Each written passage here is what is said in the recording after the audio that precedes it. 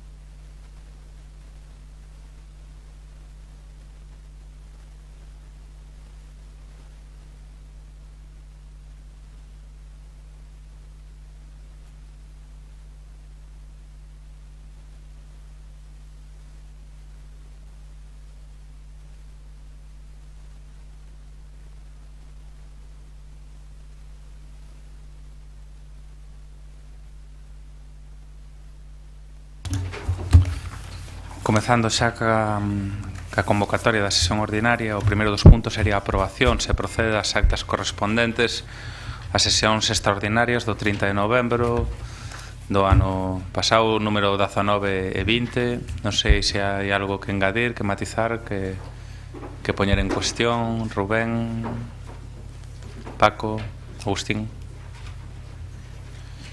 Enténdese logo, secretario, aprobadas por unanimidade as actas, as devanditas actas, e pasaríamos ao punto número 2, que sería a toma de posesión do cargo de concelleiro don Antón Barba polo PSDG-PSOE en caso de atoparse na sala, secretario. Se lle cita e non comparece. Pasaríamos logo ao punto 3 da orde do día, que é a aprobación inicial da modificación puntual da ordenancia especial OE5 Galeras do Pexón no ámbito do antigo hospital. Fai defensa da iniciativa dictaminada o compañeiro Jorge Duarte. Jorge, a túa quenda. Moi boas tardes a todos e a todas. Traemos hoxe para aprobación inicial a modificación da parcela catastral, propiedade da parcela onde está ubicado o antigo hospital provincial na Rúa Galeras, propiedade da Universidade de Santiago de Compostela. A modificación altera as condicións de uso desta parcela e tamén da zona verde pública lindante, zona verde 38, prevendo a reserva dun aparcadoiro no seu subsolo. É fundamental remitirnos ao planeamento vixente na actualidade. O vixente Plan Xeral de Ordenación Municipal, aprobado no ano 2008, inclúe para este ámbito a ordenación detallada que introducía a modificación puntual do PSOU e do Plan Especial 1 para a creación da Ordenanza Especial OE5, que foi definitivamente aprobado polo Pleno do Concello de Santiago do 16 de xullo de 2001. Quero facer fincapé que o que estamos modificando é unha ordenanza especial que se fixo xa no seu momento o 16 de xullo de 2001. No ámbito desta ordenanza, na citada Ordenanza Especial 5, a parcela do antigo hospital cualifícase como equipamento de carácter privado cunhas condicións que permitirían unha separación funcional da edificación en dúas pezas ou edificios independentes de acordo co indicado nos estudos que incluía a esta ordenanza, sempre que se garanta para cada unha das pezas separadas as condicións de accesibilidade, etc., que resulten exigibles. En canto aos usos, este plan, esta ordenanza do ano 2001, establecía que en edificio exclusivo autorizaranse os usos residencial, comunitario, asistencial e sanitario. No suposto de que o edificio se organice en dúas pezas funcionalmente independentes, as condicións de uso aplicaránse a cada unha delas, entendendo cada unha destas pezas como edificio exclusivo. Neste caso, de tramitalo en dúas pezas, admitirase de xeito complementario o uso hoteleiro, ocupando como máximo únicamente unha das dúas pezas. Eso era o que estaba no planeamento vixente, e a modificación que se trae para aprobación inicial nace por iniciativa municipal para dar cumprimento ao protocolo asinado o 30 de xaneiro de 2015 pola anterior corporación local entre a USC e o Concello de Santiago, que recollían nese convenio, na cláusula 1, que o Concello de Santiago de Compostela redactará e tramitará unha modificación da OE5 co obxecto de flexibilizar a conservación integral do vello hospital, mantendo a esencialidade do edificio construído, tanto no que se refire a fachadas petras como a súa tipoloxía hospitalaria e a envolvente volumétrica que marca as alturas. Ademais dos usos considerados na OE5, que antes lín, residencial comunitario, asistencial, sanitario e todos aqueles que se describen no artigo 136, a modificación introducirá como usos permitidos os terciarios. Os usos terciarios englobarían o comercial, oficinas e similares. Tal e como se decía neste convenio, a finalidade última da modificación é facilitar a posta en uso do inmoble, evitando o seu crecente deterioro e incentivando as súas posibilidades de utilización, para o cal se estima necesario ampliar os usos autorizados e flexibilizar as condicións de intervención sobre a edificación existente. Desde que chegou este goberno municipal, impulsamos esta modificación deixando moi claro cales iban a ser esos usos que se introducían despois de ter, ademais, falado cos representantes veciñais do entorno. O contido da modificación que os traemos abarcaría os seguintes puntos. En canto á diversificación de usos, amplíase o catálogo de usos autorizables engadindo aos xa permitidos polo plan vixente os seguintes: sociocultural, docente, comercial e oficinas. O uso comercial autorízase exclusivamente na planta baixa de edificación, mentras que o hoteleiro e de oficinas poderán distribuirse no resto das plantas do edificio. De acordo co dictame da Comisión de Informativa de Urbanismo, o uso comercial vincúlase exclusivamente á categoría segunda do artigo 109 do PSON, que especifica que o uso comercial en categoría segunda serán únicamente locais comerciais en planta baixa.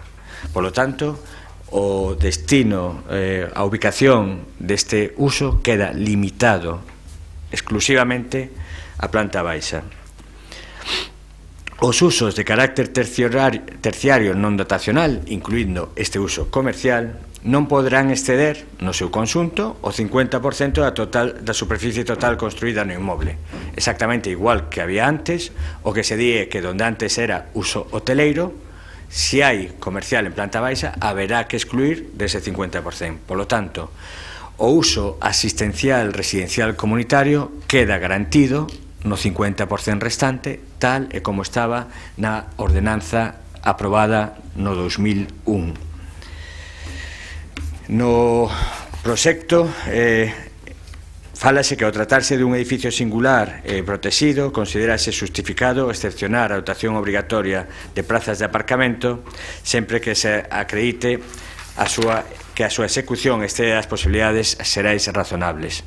En todo caso, o plan prevé que na parcela colindante como zona verde podería haber un uso de aparcamento baixo rasante. O plan incorpora este edificio ao catálogo de bens culturais do PSON. Non estaba incluído no catálogo. A raíz desta modificación puntual, o edificio quedará incluída no catálogo do Plan Xeral para a súa protección.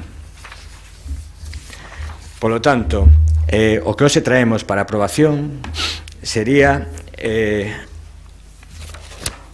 o que, tal e como di o dictamen, é aprobar inicialmente a modificación puntual da Ordenanza Especial OE5 Galeras do Pesón no ámbito do antigo especial segundo o proxecto formulado pola Sección Municipal de Planeamento, ao que se incorporará que a limitación do uso comercial en planta baixa vincúlase exclusivamente a categoría segunda, tal e como antes leín, que non permite os outros usos que serían o de galerías comerciais ou pasaxes, nin usos comerciais en máis plantas que a baixa.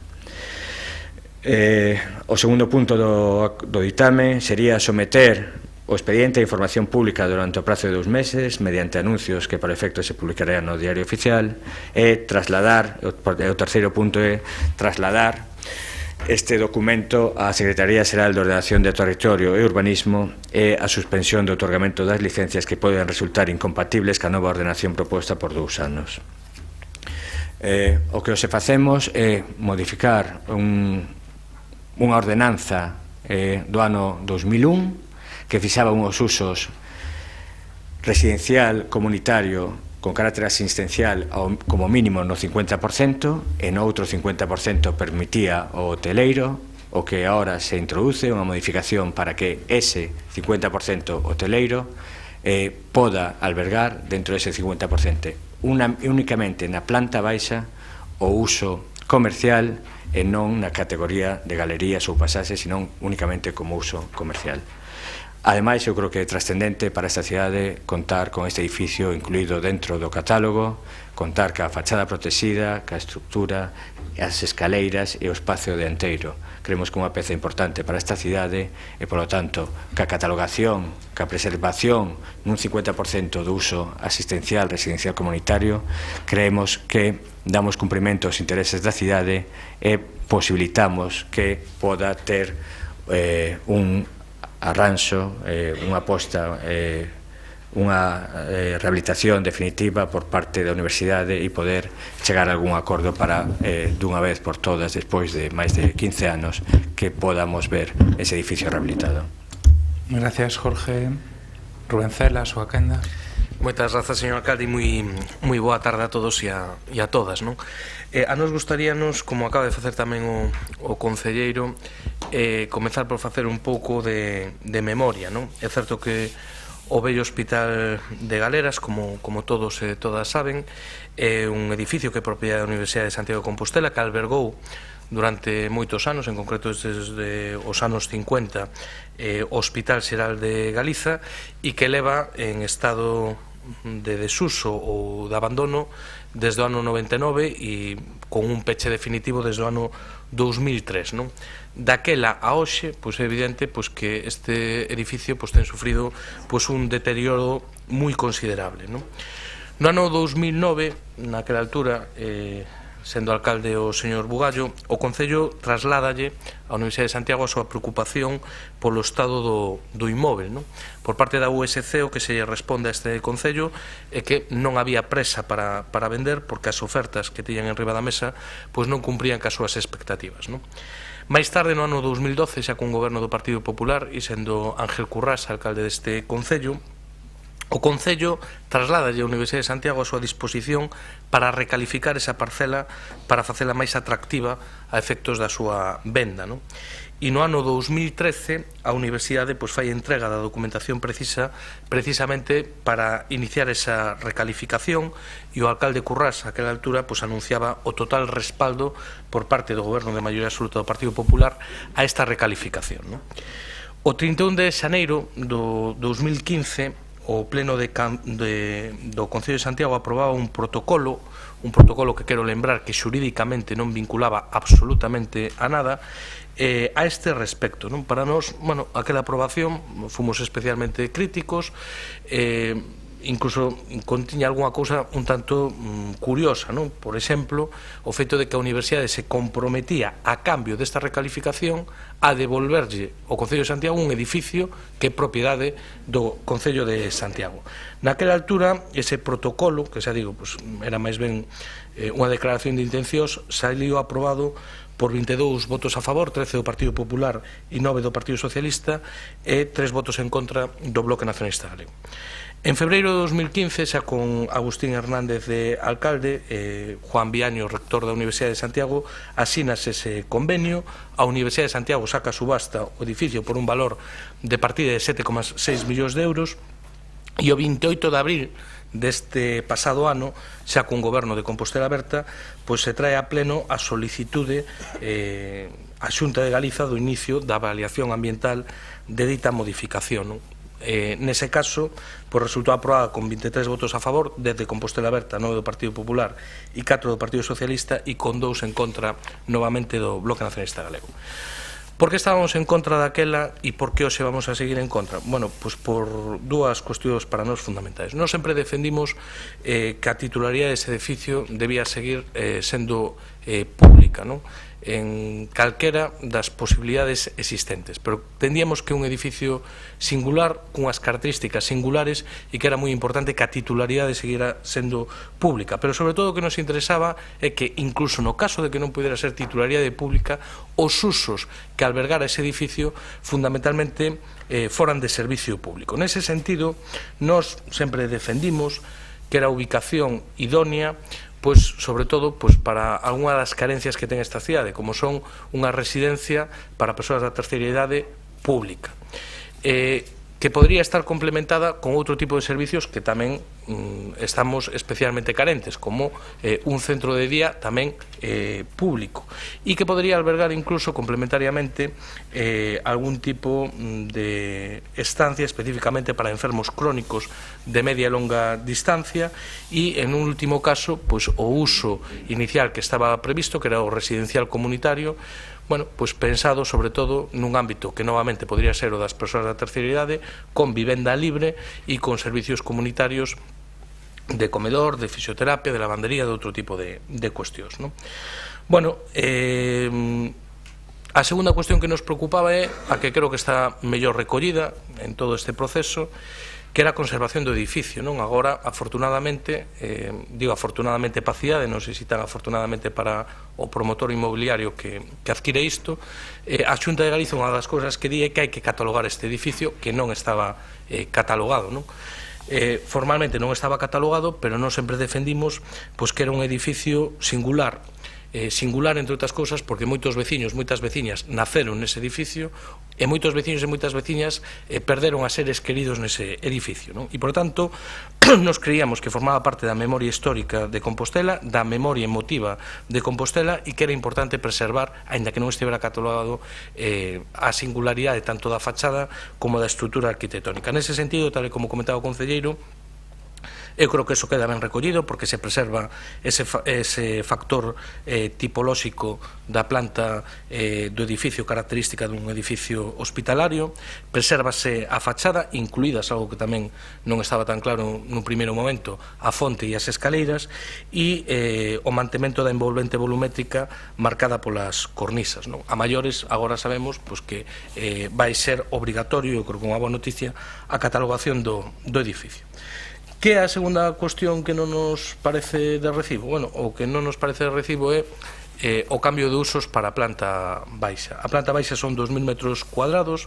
É certo, como comentaba o concelleiro, que se admitiu unha proposta do Bloque Nacionalista Galego na Comisión Informativa, onde solicitamos que na medida posible se puidera acotar para que aí non houbera un centro comercial como tal. Entón, certamente, o excluir ese uso terceiro, como comentaba o concelleiro Duarte, aí non vai haber unhas galerías comerciais ou un área central 2, por decirlo de algún xeito. Eso, tal e como se recolleu agora, eso non vai ser así, e é unha cuestión que nos puxemos en riba da mesa na Comisión Informativa, que se aceptou, que se modificou, e eu creo que é unha boa modificación, porque o que haberá agora, pois, unha superficie comercial unitaria, ou cando menos se hai varias, pois terán que dar directamente a rúa pola parte de atrás, porque pola parte de diante hai que conservar a fachada, non? Pero en calquera caso, nos creemos que non é o mellor dos usos posíveis, o comercial, e en segundo lugar creemos que tamén a ampliación a parte que xa recollía múltiples servicios, entre eles, como comentaba o concelleiro, hoteleiro, o de oficinas, pois que tampouco é o mellor dos usos posibles. En calquera caso, nos hai outro tipo de cuestións que tamén nos preocupan, tamén já teño feito chegar o propio concelleiro a respecto da mobilidade na zona, non?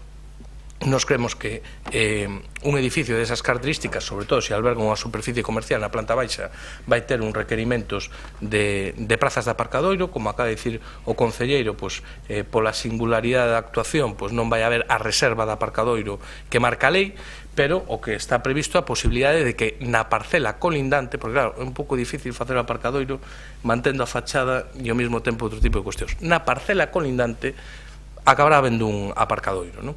Entonces, bueno, eso modifica, por lo menos parcialmente, as condicións de mobilidade de toda esa zona. Unha zona que quero lembrar que é especialmente sensible, na que neste concello se viviu un conflicto non pequeno, precisamente, por unha rotonda xusto a carón. Era unha rotonda que era un outro tipo de conflito, porque estaba fundamentado na ocupación dunha zona verde para dar unha entrada a un espazo privativo. Entendo que a situación é diferente, pero unha das cousas que se alegaba naquel conflito era precisamente os problemas de mobilidade, sobre todo en horas punta, no ámbito de galeras. Por lo tanto, eu creo, ou me dá a impresión de que non está tampouco suficientemente estudiado nese sentido. Eu o que creo que, desde logo, que é unha mágoa que non remate ese edificio tendo esa función asistencial ou médico-social, non? E creo que ademais complementaría toda unha peza onde agora contamos con un centro de saúde onde están as propias instalacións de servicios sociais do Concello de Santiago e onde está a Seguridade Social do Estado e, polo tanto, pois, o emplazamento pois, creo que sería o perfecto, non? Por lo tanto, pois, o voto do Bloque Nacionalista Galego en coherencia co que temos votado nas dúas ocasións anteriores que isto se trouxo a este pleno, pois será negativo. Gracias, Rubén. Señor Paco Reyes, a súa quenda.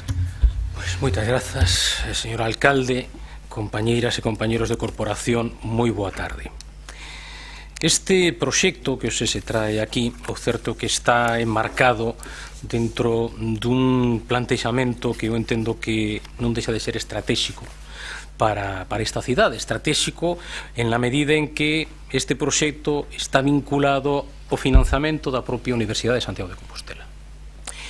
Unha Universidade de Santiago de Compostela que representa o 60% de toda a investigación universitaria que se fai en Galicia, pero que non ve reflexado ese esforzo investigador nun financiamento por parte da Xunta de Galicia. Ademais, temos unha situación para o desenvolvemento da Universidade de Santiago e, polo tanto, da nosa cidade como é o Campus Vida. Existe un convenio no que a Xunta de Galicia impuso, co apoio naquele entón do Goberno Municipal do Partido Popular, que a construción da nova Facultade de Medicina, no que agora é aínda o edificio do Gil Casares, e, polo tanto, o desenvolvemento do Campus Vida, estaría vinculado á financiación obtida pola venta do vello hospital provincial, o Hospital de Galeras. Polo tanto, de alguna maneira, o que está en xogo é o desenvolvemento desa nova Facultade de Medicina e do campus, do propio Campus Vida. Estamos diante, efectivamente, como dixo o voceiro do BNG, dun centro sanitario singular, tan singular que en 1950 se traslada o Hospital Real a ese edificio que foi ampliado posteriormente no 72. No seu momento, cando se peche, se fai o traslado ao actual Hospital Clínico na Choupana, se plantexou por parte de toda unha serie de colectivos a posibilidade de desenvolver naqueles edificios un hospital de media e longa estadía. Iso claramente quedou resolto co Plan Director do Complexo Hospitalario Universitario de Santiago, que o que prevé un módulo engadido ao actual Hospital Médico Cirúrxico de Conxo, coñecido no seu momento como Hospital Provincial, pero que desgraciadamente está esquecido dos orzamentos da Xunta dentro do 2010. Pero ese módulo o que prevé son 100 camas de media e longa estadía que teñen que complementar a asistencia sanitaria que dá o complexo a toda a área sanitaria de Santiago. Por lo tanto, esa necesidade ou esa demanda quedaría resolto si se levara adiante o Plan Director do Chus, un hospital de media e longa estadía. No que fai referencia á modificación por limitación dos usos comerciais, nos o defendimos na comisión, así o apoiamos, e nos entendemos que efectivamente con esa limitación que se fai, pois se evita algo que eu entendo que é preocupación fundamentalmente do comercio de proximidade da nosa cidade, que é a creación dun novo centro comercial, aínda que sexa un mini centro comercial, entendemos que efectivamente eso quedaría resolto, polo tanto, entendemos que esa modificación é positiva. Con respecto a outra cuestión que é a demanda no seu momento dun centro de día que dende logo pois o Goberno de Progreso, presidido por un alcalde socialista, no seu momento mesmo chegou a plantexar que fora no edificio do antigo asilo de Carretas. O que acontece que a Xunta decidiu que fora outra cousa conxuntamente co seu propietario que é a Igrexa e polo tanto se dedicou a centro de peregrinos, pero estaba previsto que fora un centro de día para o casco histórico que compartimos co Bloque Nacionalista Galego, que é unha necesidade. Pero é certo que nos entendemos que a construción dese centro de día non está impedida polo aumento dos usos do Hospital de Galeras. Verdadeiramente, os usos estaban limitados ao 50% a actividade pois sanitaria, residencial comunitario e outro 50% a uso hoteleiro. Agora, ese 50% que antes era solamente para uso hoteleiro poderáse compartir con uso hoteleiro comercial, con esta limitación que nos acaban de incorporar, máis oficinas, como máximo o 50%. Polo tanto, queda, nos entendemos, a capacidade de crear un centro de día. Por lo tanto, non está, que non exista centro de día, non está vinculado a esta ampliación de usos. Por que non existe centro de día?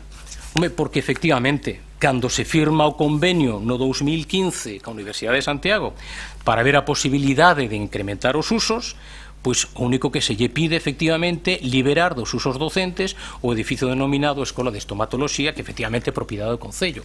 E, polo tanto, que se falle poñer un termo para que se devolva o uso dese edificio o remate deste curso, no curso no que estamos agora, 2016-2017. Ese era o momento de incorporar entre as posibles obrigas da Universidade de Santiago de Compostela deixar terreo, deixar chan para poder desenvolver ese centro de día.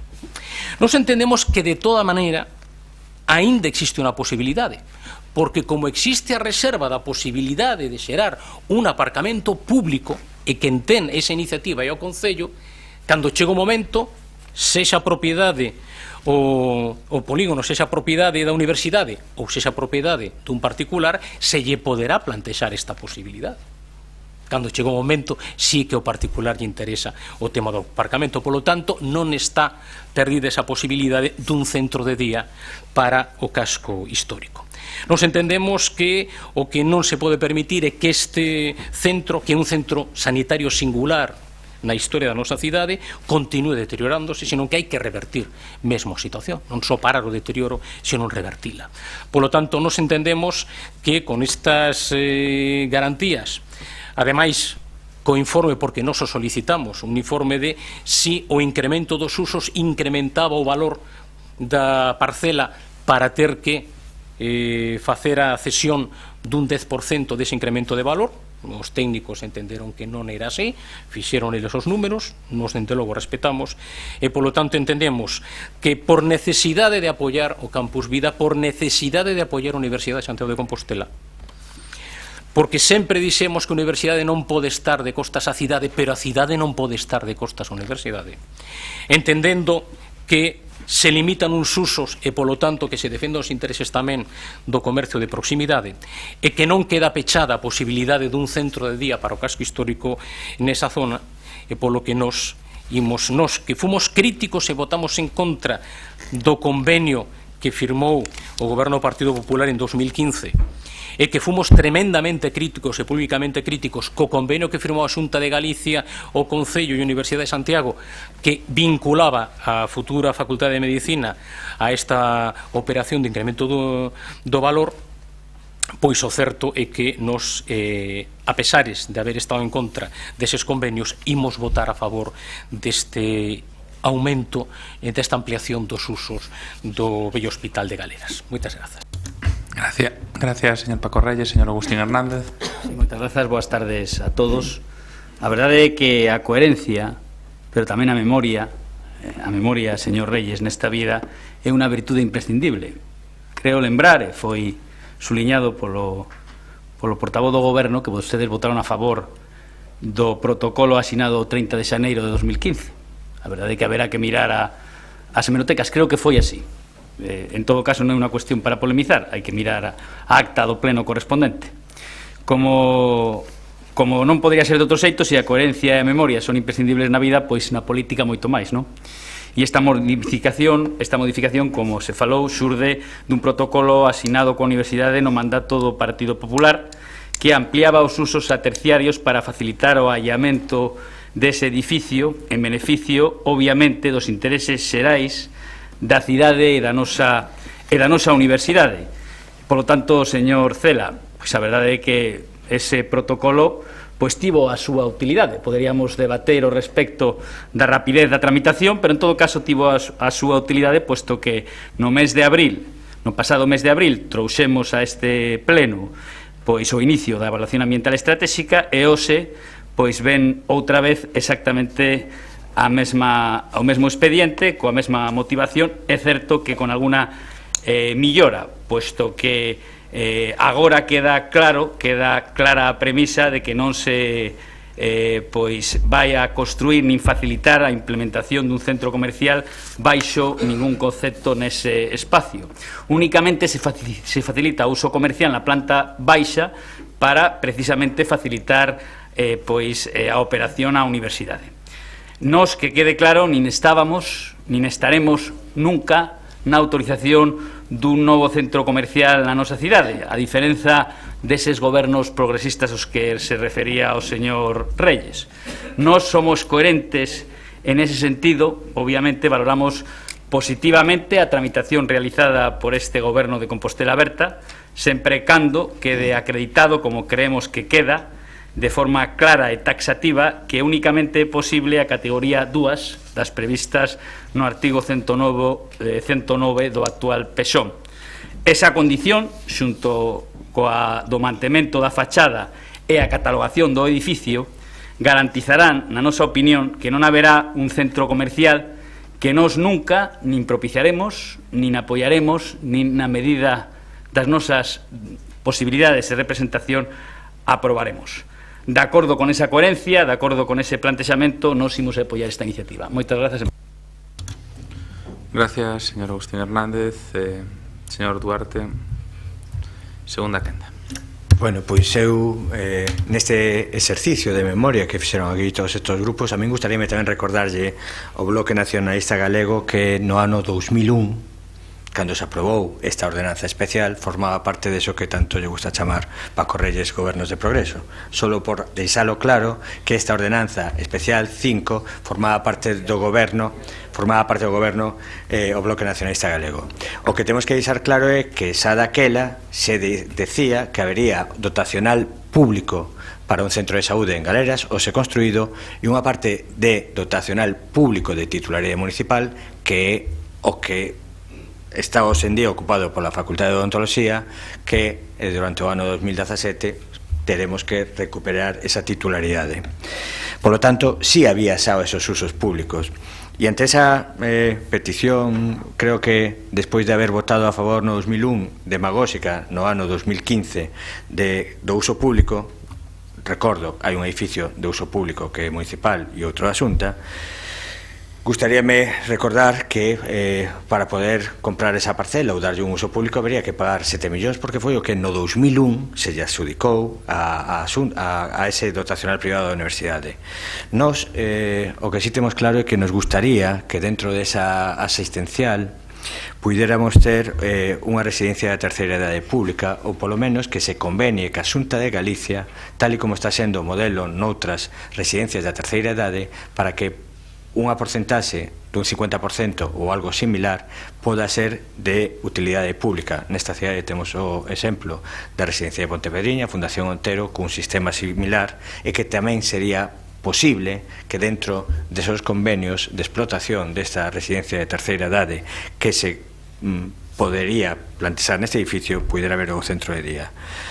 Con respecto ao tema da mobilidade, todos sabemos que houve unha gran polémica no barrio, e a mí gustaríame recordar en que momento se solventou. Quero decir, creo que foi fai un ano despois de moitas conversas ca plataforma e tamén cos propietarios do aparcamento do entorno, e todos entendimos, e ca mediación deste goberno, que aquela rotonda non era a mellor solución, e o que si faremos será seguir dialogando e estudiando ca plataforma veciñal de Galeras cales son as mellores soluciones de mobilidade.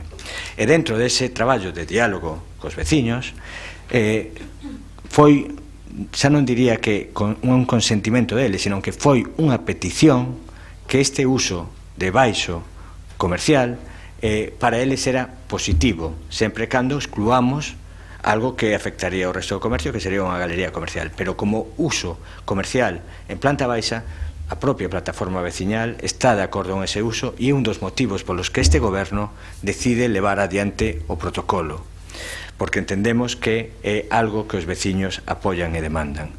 Por lo tanto, nos, desde que recibimos o convenio do 2015 que modificaba o planeamento 2001, o que intentamos foi darlle coherencia e, sobre todo, proteger o edificio e permitir que o traballo de rehabilitación fora adiante, recollendo as suxestións veciñais para poñer o uso comercial en planta baixa, sendo moi claros, e con esa limitación na que estuvemos de acordo os 4 grupos, que fora exclusivamente uso comercial en planta baixa, e con algo que creo recordar que é moi importante, que é a protección.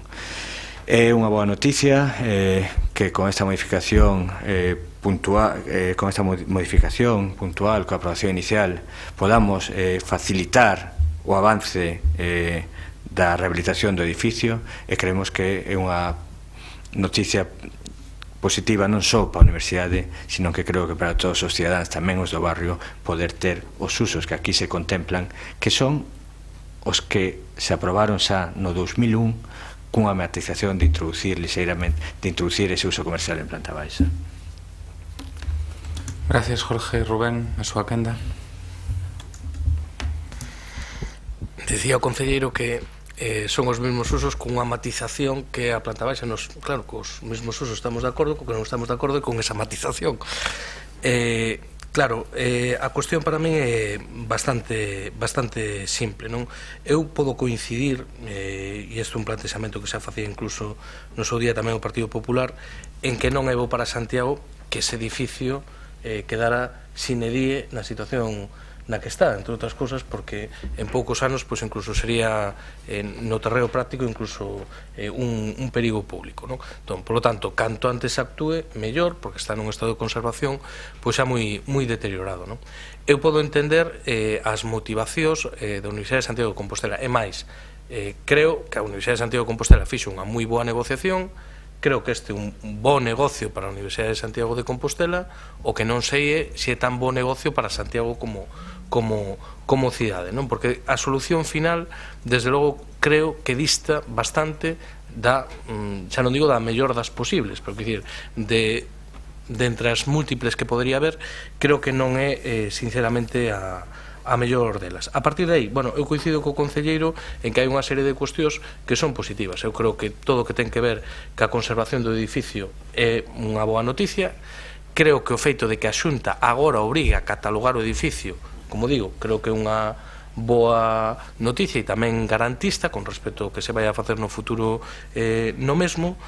O que non creo é que sexa tan boa noticia esa ampliación de usos na planta baixa, non? A partir de aí, bueno, nos creemos que ese condicionante que se fai de non permitir o uso terceiro e só o uso segundo, bueno, pois creo que é unha cousa boa que non estaba recollida inicialmente e que se recolle a posteriori, é algo que se recolle nesta mesma semana. Eu creo que a solución final que se trae hoxe a votación a pleno é mellor que a que había aí unha semana plantexada, pero desde o noso punto de vista pois, sigue sendo insuficiente, non? Porque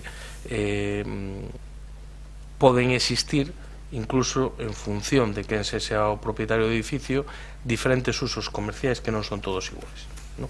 Porque non é igual un uso de supermercado de determinado tipo que outro tipo de usos comerciais. Entón, bueno, veremos ao final cal é o uso comercial, veremos que proporción de oficinas hai nas partes superiores e veremos o residencial comunitario, que tipo de residencial comunitario queda, non? E a partir de aí poderemos xulgar. Veremos como queda o aparcadoiro, como son as entradas ao aparcadoiro e veremos como afecta eso pues, no tráfico en galeras nas horas punta e en, se algún día se retoma, cal é a solución de mobilidade final que se vai a dar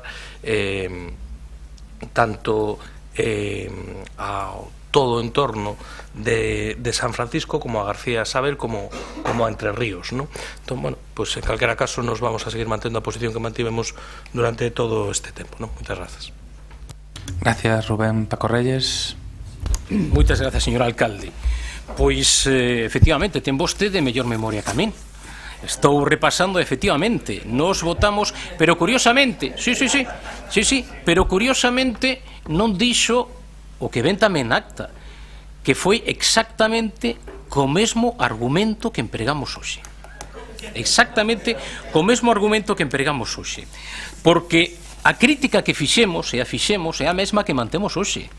Vostede foi quen firmou ese convenio 2015. E a vostede o único que lle importaba naquel entón era recuperar o edificio da Escola de Estomatoloxía. Vostede tivo a oportunidade de pensar tamén nos veciños, non soamente no alcalde recuperando un edificio para poder desenvolver as accións administrativas deste concello. Tivo oportunidade de incorporar nese convenio a posibilidade de construción dun centro de día, que non se ia facer precisamente no antigo asilo de Carretas. E, polo tanto, de cumprir un compromiso deste concello co casco histórico para manter ese centro de día. E a mesma crítica que lle fixe entón, lle fago agora. Vostede soamente pensou como quen pensa exactamente no seu terreo, na súa leira, e non pensou nos veciños e nas veciñas. Polo tanto, a mesma crítica que empreguei naquel entón, a emprego agora, e o voto é favorable para este aumento de, para esta ampliación de usos, como expliquei na miña primeira intervención. Gracias, Paco Reyes. Señor Agustín Hernández, a súa quenda.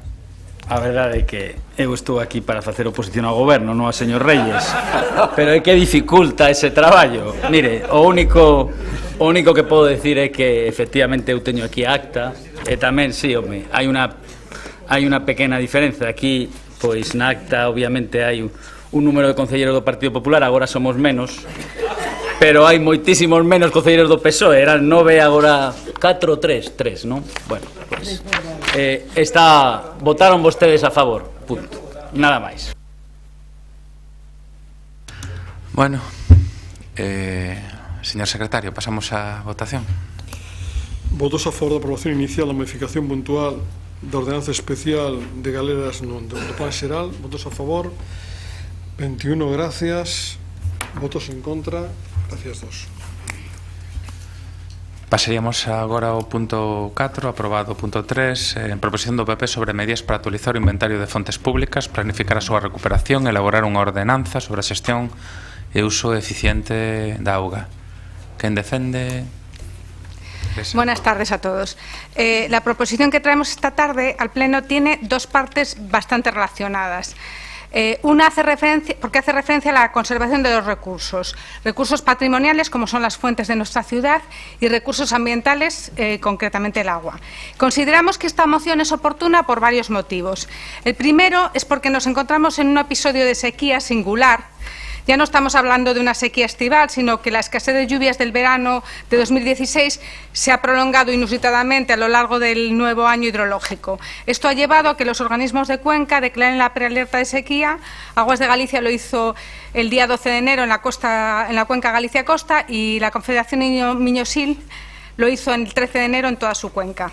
Independientemente de lo que pueda ocurrir, que puede ponerse a llover en febrero y no parar hasta julio, es significativo que los efectos del cambio climático pueden suponer que Galicia ya no sea ese territorio donde el agua abunda tanto que no requiera un control riguroso. La segunda razón es porque hace un par de años ya se había iniciado un trabajo de colaboración con el consorcio y las universidades de La Coruña y Barcelona y el Centro Tecnológico Zetacua para poner en valor la potencialidad de nuestros elementos históricos en materia de agua y, a su vez, para generar un proyecto piloto en la cuenca del Corbo que nos permitiera probar formas de gestionar eficientemente nuestras aguas de escorrentía. Este trabajo, que se hizo para concurrir a una convocatoria LIFE, aunque es cierto que no consiguió ser seleccionado, es un trabajo valioso que debería ser continuado e incluso intentar concurrir a nuevas convocatorias. La tercera razón es porque nuestra normativa en materia de aguas, de saneamiento y abastecimiento es anticuada y no se adapta a los nuevos marcos legislativos europeos y autonómicos. Y la cuarta razón es porque la Junta de Gobierno local acaba de crear el pasado día 21 de diciembre, en nuestro criterio con bastante acierto, una comisión técnica para el control del ciclo integral del agua. Santiago es una ciudad rica en agua y eso ha hecho también que sea una ciudad rica en fuentes. La presencia de los ríos Sar, Sarela y Corbo, junto con la pluviometría, ha hecho que esta ciudad cuente con abundantes fuentes de agua pública. Curioso, resulta, leyendo algunas de las publicaciones del consorcio, que la parte ornamental de las fuentes en Santiago muchas veces son peregrinas, ya que fueran cambiando su ubicación en función de las necesidades de la propia ciudad.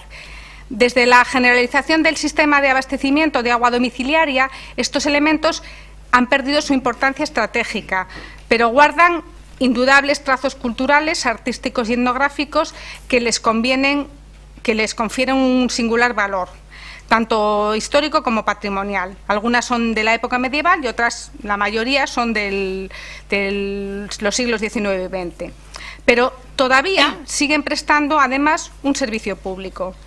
Como indicamos en la exposición de motivos de la proposición, desde el principio de la década pasada contamos con un inventario que incluye cerca de 300 fuentes públicas y lavaderos en el término municipal.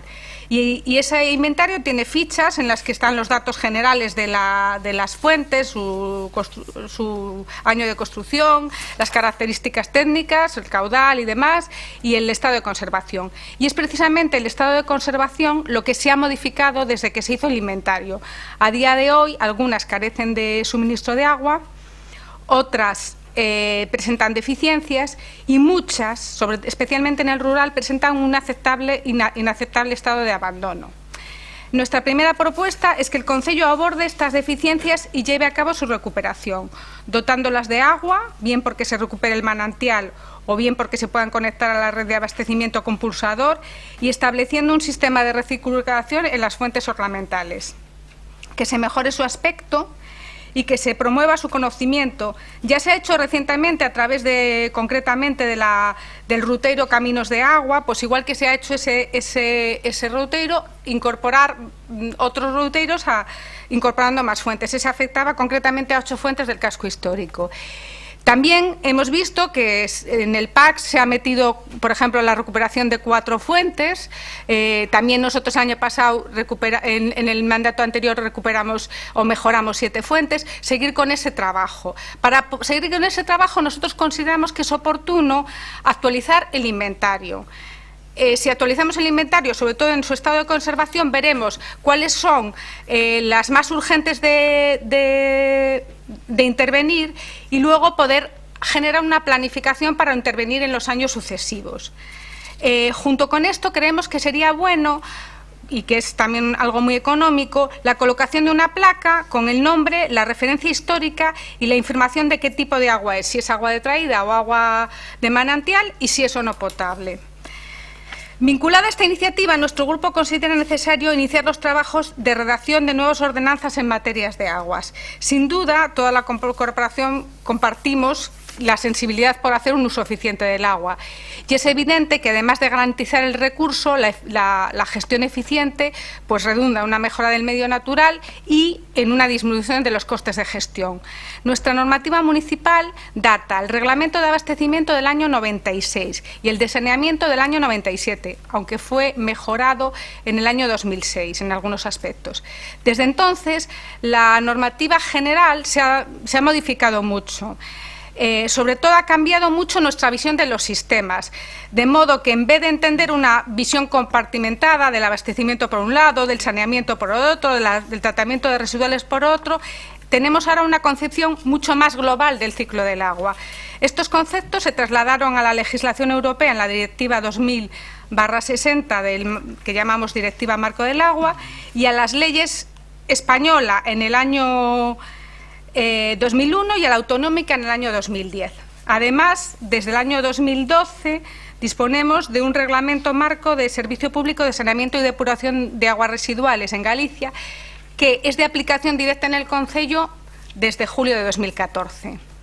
Por lo tanto, ahora que tenemos esta comisión oportunamente para el control del ciclo integral del agua, y tenemos en el umbral del 2019 la finalización del contrato de concesión de gestión del agua con la empresa Viacua, nos parece que es el momento de redactar lo primero una nueva normativa, pero no una...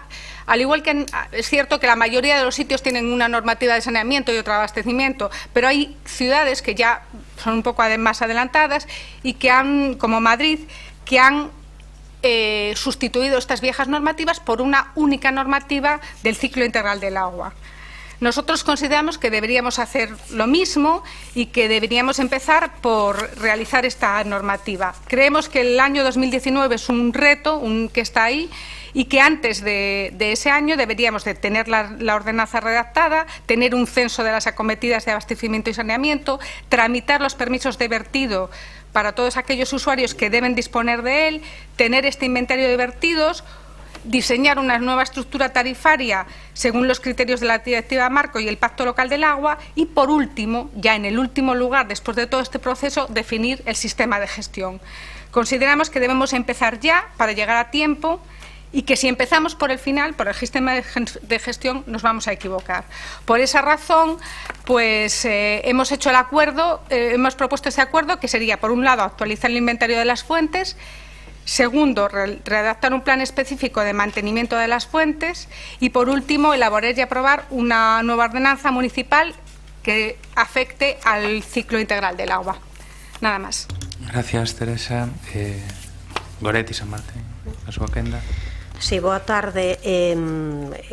Xa anuncio antes de nada que o Bloque Nacionalista Galego vai apoiar esta proposta do Partido Popular na súa totalidade, non? Por estar de acordo tanto coa actualización do inventario como para redactar ese plan específico e planificar a priorización de traballos a facer coas fontes e esa elaboración e aprobación dunha ordenanza municipal para mellorar a xestión e o uso eficiente da auga, non?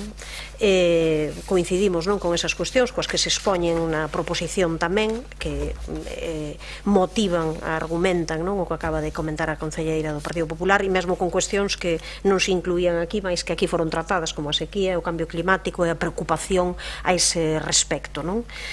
O único, eu quixera simplemente deixar constancia para esta e para outras cuestións que abordamos habitualmente, e que era bo que intentásemos deixar atrás unha visión do que fixo este, o que fixo outro, o que fixo aqual, e que falamos un conxunto de aproveitar as cousas que estean de atrás, que estean ben feitas, darlles continuidade e facer unha planificación que sexa sempre a medio e longo prazo, independentemente de quen as levase. Aparecen aí referentes a cuestións que sí se fixeron no seu momento.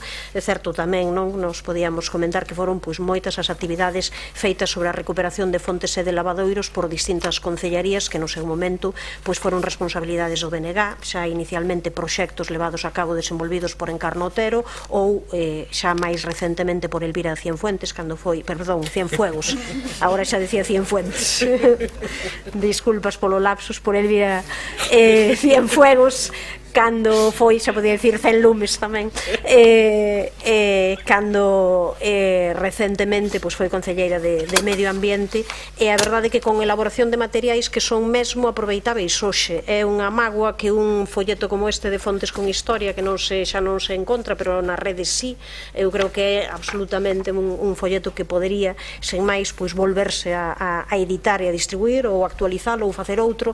Foi unha publicación que no seu día se entregou nos institutos, nos centros socioculturais, que se fixeron repartos masivos, onde se fixo tamén un traballo de recuperación patrimonial, tanto de fontes como de lavadoiros, cuestións que despois que tiveron tamén continuidade na experiencia xa comentada tamén, xa desenvolvida da ruta do proxecto Camiños da Auga en Compostela e dese roteiro vinculado a Compostela Territorio das Mulleres, porque teñen moito, é certo, de recuperación etnográfica, de recuperación patrimonial, dan conta da nosa historia, poden servir como elemento fundamental no medio rural para tamén reactivar determinados lugares e ser lugares, espazos de reunión, e tamén dan conta desa historia oral e desa historia cotiá que moitas veces temos esquecida. Así que parecenos un bo proxecto e votaremos a favor. Gracias, Goretti. Paco Reyes. Gracias, señor alcalde. Novamente, boa tarde, compañeras e compañeiros. No ano 2000 asinouse un convenio entre o Concello de Santiago, a empresa Coagés e o Instituto de SAR, co xeito de inventariar as fontes de Santiago, dando como resultado a catalogación dun total de 338 fontes de manantial, das que un centenar delas teñen como uso habitual no que concerne ao consumo humano, e o resto son abreviadeiros ou manantiais pouco utilizados pola veciñanza. Fíxose, pois, un traballo de inventariado e unha primeira análise da calidade dos acuíferos. A partir dese momento, abriríase unha segunda fase que consistiría nun seguimento e un control exhaustivo dun centenar de fontes de maior uso. Desa primeira aproximación analítica realizada, desprendíase que un 15% das fontes de manantial propio tiñan auga potable, o resto dos acuíferos non son potables. De acordo cos técnicos municipais, o 99,9% dos casos a non potabilidade está motivada pola presencia de organismos microbiolóxicos sobrepasados debido a contaminación fecal ou purines. Nese momento, para a realización do traballo de inventariado e da historia de cada manantial, así como do seu uso, colaboraran todas as asociacións de veciños aportando información das distintas zonas. O Grupo Municipal Socialista sempre apoiou a recuperación destes elementos patrimoniais que a día de hoxe son menos utilizados e que precisan dun atento mantemento por parte das administracións públicas e por iso, tendo constancia de que están en execución diversos proxectos para a rehabilitación de fontes e lavadoiros públicos nas parroquias de Arín, Santa Cristina de Fecha, Laraño e San Paio de Sabugueira, presentamos este pleno un rogo coa fin de que se proceda a recuperación tamén das fontes e lavadoiros sitos na parroquia de Agracia, concretamente nos lugares de Bálsoma, San Silvestre e Son de Abaixo. Por todo isto e polo que o Grupo Municipal Socialista está de acordo en actualizar o inventario promovido polo Goberno de Progreso no ano 2000 das fontes públicas e, como non, na redacción dun plan específico para a súa recuperación coa fin de executar gradualmente estes traballos. Con respecto á declaración e aprobación dunha nova ordenanza municipal para mellorar a xestión e o uso eficiente da auga que abrangue o ciclo integral da mesma, de acordo coa Directiva Marco da Auga Europea e axustar así mesmo o Regulamento Marco do Servizo Público de Saneamento e Depuración de Aguas Residuais de Galicia, co xeito de sustituir o Regulamento do Servizo Municipal de Abastecemento de Auga Potable do 96 e o Regulamento do Servizo de Saneamento que foi modificado por última vez no ano 2006, debemos dicir que ben puido o Partido Popular e mesmo o señor Hernández iniciar este procedimento durante o seu mandato. Pero benvida hoxe esta proposta que, como non podía ser doutro xeito, vai contar co voto favorable do PSDG-PSOE, xa que o obxectivo principal é lograr un uso sostible deste recurso e desenvolver mellores estrategias de xestión. Será bo adaptar a normativa municipal á Directiva Marco da Auga, que establece o concepto de planificación hidrolóxica como instrumento fundamental para a xestión sostible, coa fin de aumentar a disponibilidade deste recurso, protexer a súa calidade, adecuando aos usos, economizar o seu emprego e racionalizar os usos en armonía co medio ambiente. Tamén a directiva fixa medidas en relación coas augas subterráneas, establecendo modelos de prevención e control da contaminación das mesmas, evaluando o seu estado químico, así como aqueles dirixidos á reducción da presenza de contaminantes. Para rematar, xa que a Lei Reguladora de Bases de Réxime Local outorga aos concellos a competencia en relación coa xestión da auga, limitando a prestación dos servizos de abastecemento da auga e tratamento das aguas residuais, a ordenanza tipo de uso e xestión sostible da auga deberá incorporar criterios de aforro nos seus ámbitos para alcanzar como mínimo, entendemos, os seguintes obxectivos: fomentar a reducción e garantir o control do consumo de auga, promover e regular a utilización de recursos hídricos alternativos para aqueles usos que non requiran auga potable, implantando medidas de aforro de auga nas nosas instalacións e servizos, prestando especial atención aos parques e aos xardíns. Moitas grazas. Gracias, Paco. Xan. a súa quenda. Grazas, alcalde, boas tardes, compañeros e compañeiras. Efectivamente, coincido con Goretti, cumpre parabenizar tanto a Encarna Otero como a Elvira Cienfuegos, non Cienfontes, por ter impulsado unha tremenda actividade tanto cultural como ambiental sobre as fontes tradicionais de Compostela, e que é un legado que está vixente e que permite avanzar neste traballo. E tamén parecenos acaído ver, estudar se é preciso actualizado e tamén facer unha intervención sobre as mesmas, sen perder de vista a súa función orixinal, que é o suministro de auga. E de feito xa comenzamos a traballar en 5 delas nas parroquias de Arins, Laraño, Villestro e Sabugueira. Así que ese traballo xa estamos desenvolvendo. Tamén coincidimos na valoración da concelleira Teresa Rodríguez sobre... perdón, Gutiérrez, Rodríguez, pois sí que temos unha boa tarde hoxe. Vale, Teresa, que xa levamos moito tempo compartindo pleno. Que a concelleira Teresa. Non, podemos. Vaya por Dios. Xa perdín o fío. Sí, ahora caimo Juan como hai Dios. Ben, coincido con Teresa na valoración do potente que era o proxecto TEDUS que se elaborou, que, bueno, pues lamentablemente non chegou a finalizar a convocatoria dos proxectos LIFE, e de feito, nesa liña estamos agora nos pasos iniciais dun novo proxecto para presentar tamén a convocatoria de axudas europeos cas mesmas contrapartes, denominado Innovative Water Systems, o sea, sistemas innovadores de xestión de agua, e na que participan tamén outras cidades europeas, e todo eso relacionado evidentemente cunha xestión innovadora do ciclo de agua, as escorrentías, etc. Pero quixera deter algo máis sobre o punto 3 da proposición, que é relacionado ca elaboración dunha nova ordenanza, e aquí voume poñer un pouco en modo Paco Reyes na descripción do asunto. O regulamento do Servicio de Saneamento do Concello de Santiago data do ano 1997, publicado no BOB de 22 de outubro de 1997, no número 243, modificado no ano 2006, no relativo a infraccións e sancións, tamén publicado no BOB número 245 de 25 de outubro de 2006. Asemade, a Lei 9/2010 do 4 de novembro de Augas de Galicia declara de interese da Comunidade Autónoma de Galicia o Servicio de Depuración de Aguas Residuais Urbanas, sendo competencia municipal a prestación do servicio de alcantarillado e control de vertidos a estas redes. Así mesmo, o Decreto 141/2012 do 21 de xuño, polo que se aproba o Regulamento Marco do Servicio Público de Saneamento e Depuración de Aguas Residuais de Galicia, dase respostas á exixencia desta Lei de Aguas ao regularse no mesmo a protección das instalacións de saneamento e depuración, a definición de vertidos prohibidos e tolerados, obriga de someter a tratamento previos que non consigan os límites establecidos, así como de obter permiso previo para os vertidos de natureza non doméstica. O procedemento é contido de dito permiso o réxime de situacións de emerxencia, vertidos accidentais e vertidos mediante camión cisternas, o réxime de inspeccións, toma de mostras e análisis de vertidos. No artigo 34.1 deste Decreto 141/2012 establece e obriga as entidades locais a elaborar regulamentos ou ordenanzas específicas en relación cos sistemas de saneamento e depuración que xestionan, e a súa disposición transitoria primeria establece un prazo de 2 anos dende a súa entrada en vigor para que as entidades locais adecúen as súas ordenanzas e regulamentos ao disposto no Regulamento Marco, sen prexuízo de que a súa aplicación directa transcorrido este prazo en todos aqueles aspectos que resulten incompatibles con el. Esta data cumpriuse o pasado 26 de xullo de 2014.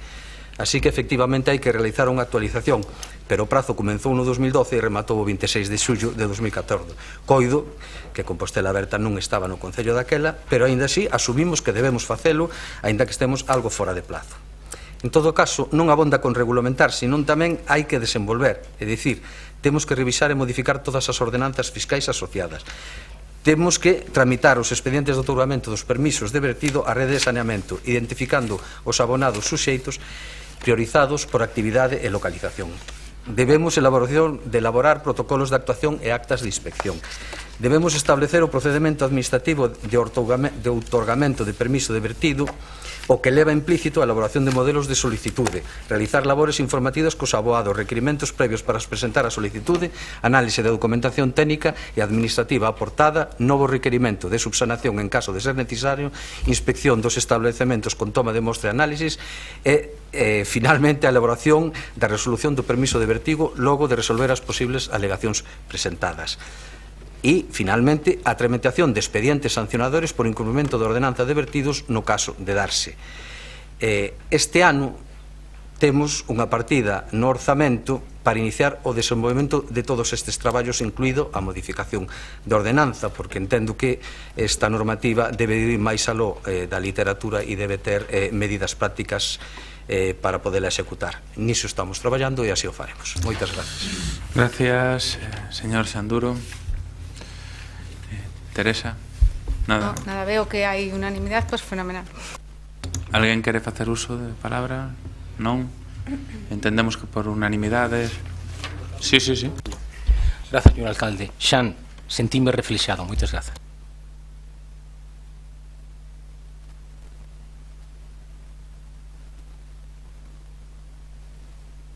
Bueno, moi ben, vamos a seguir.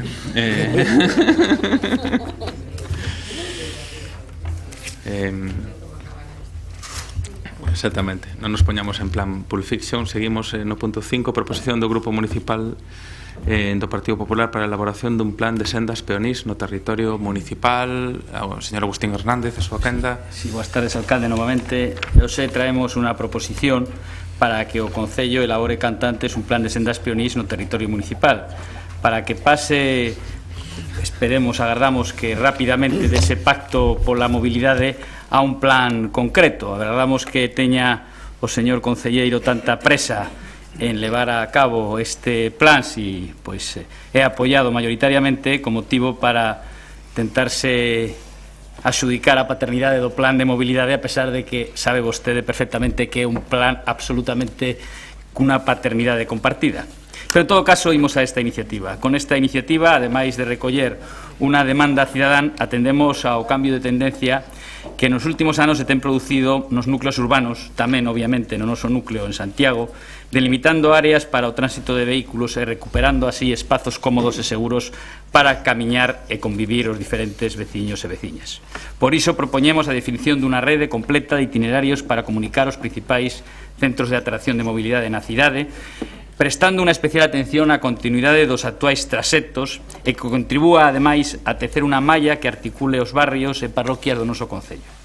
Nos últimos anos, froito desa concienciación de avanzar na dirección de recuperar espazos cómodos e seguros para camiñar, surdiron iniciativas nos diferentes niveis das administracións públicas. Plans que inciden na convivencia de delimitar espazos e favorecer alternativas para a mobilidade sostible nos diferentes territorios. A propia Unión Europea está a apoiar este tipo de accións, como demostra a aprobación en 2015 dun programa operativo dentro do FEDER 1420, no que se recollen medidas para o apoio do desenvolvemento da mobilidade urbana e interurbana sostible a través da creación de sendas peonís e tamén ciclistas. Ao beiro deste programa operativo, Galicia ten asignados 28 millóns de fondos europeos que a Xunta de Galicia complementou ata acadar os 35 millóns de euros. Con estes 35 millóns de euros, o Goberno galego está a desenvolver un programa específico de seguridade viaria para crear sendas para peóns e ciclistas nas marxes das vías da súa titularidade. Nese programa da Xunta, 2,6 millóns de euros están consignados para as 9 sendas peonís na área de Santiago, que suman algo máis de 15 kilómetros. Estamos a falar, por exemplo, dos preto de 6 kilómetros que separan Vidán da urbanización Monte da Devesa en Brión pola beira da AC543, cuxa construción comezou a finais do pasado verán.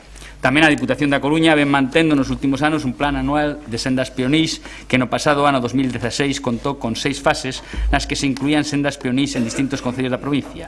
A ese plan provincial destinouse un importe conxunto superior aos 2 millóns de euros e ao beiro dese plan unha das últimas licitacións fíxose o 3 de xaneiro pasado para unha senda peonil no veciño concello de Ames entre Bertamiráns e a Ramallosa cun importe de algo máis de 500.000 euros. Agardamos que a Deputación faga o propio e dea resposta a esa demanda histórica da millora do acceso a Figueiras. Entendemos que o Concello de Santiago ten que avanzar con paso firme nesa mesma dirección. De aí esta proposición que busca continuar os pasos dados nos últimos anos pola administración local coa creación ou millora de percorridos a pé en contornos naturais como as sendas do río Sar e do Sarela.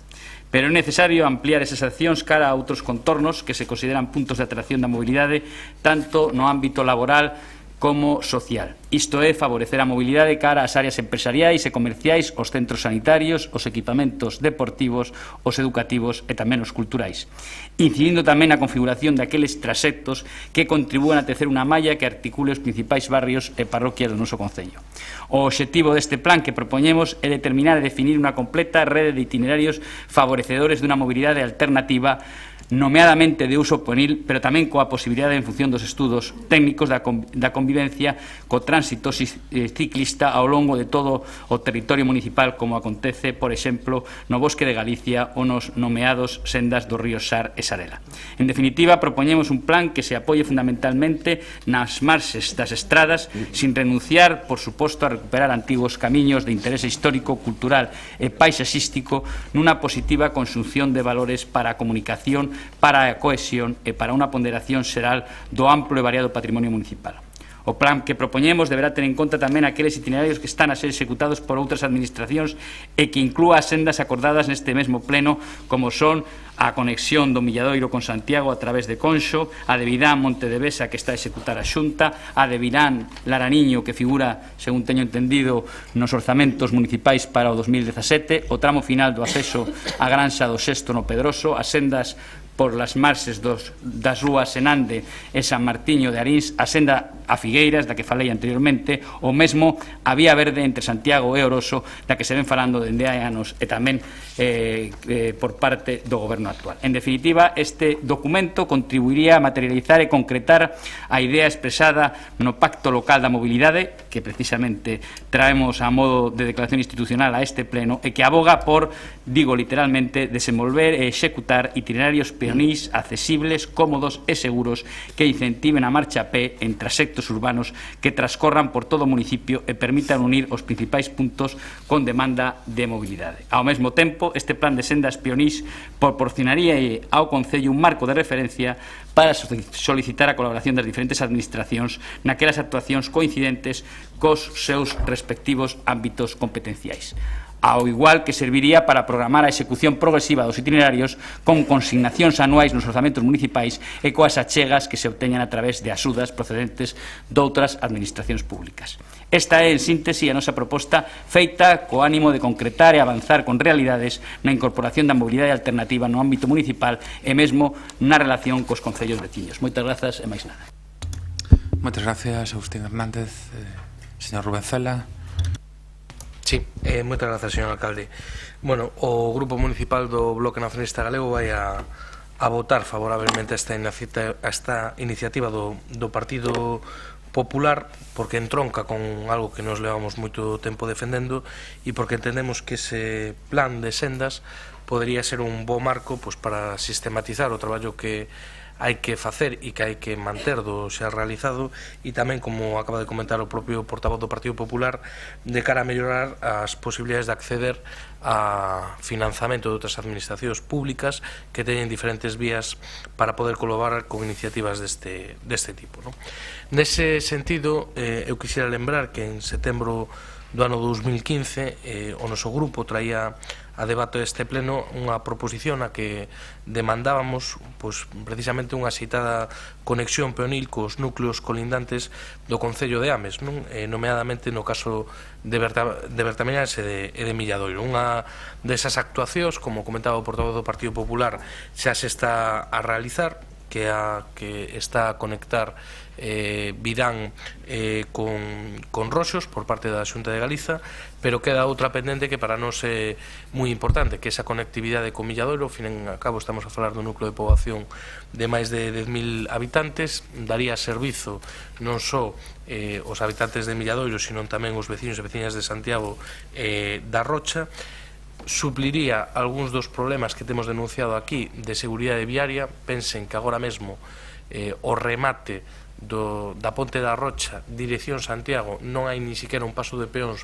por onde poder atravesar na dirección de entrada de Santiago. E por outra parte, como xa temos comentado aquí, valería para pôr en maior valor parte do noso patrimonio, tanto o Castelo da Rocha ou incluso os propios petroglifos.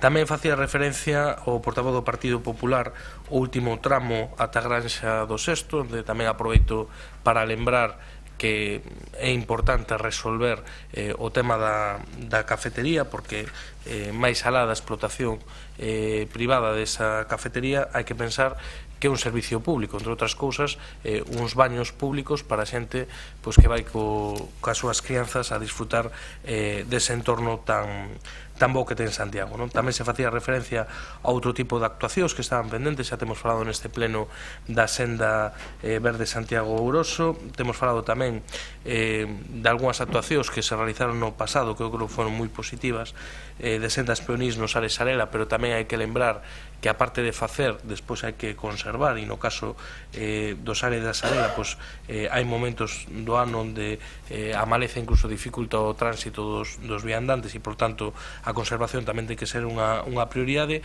O caso do Pedroso, que temos tamén comentado aquí, nos temos feito moito fincapé na necesidade de concretar esa actuación tamén no exercicio 2017.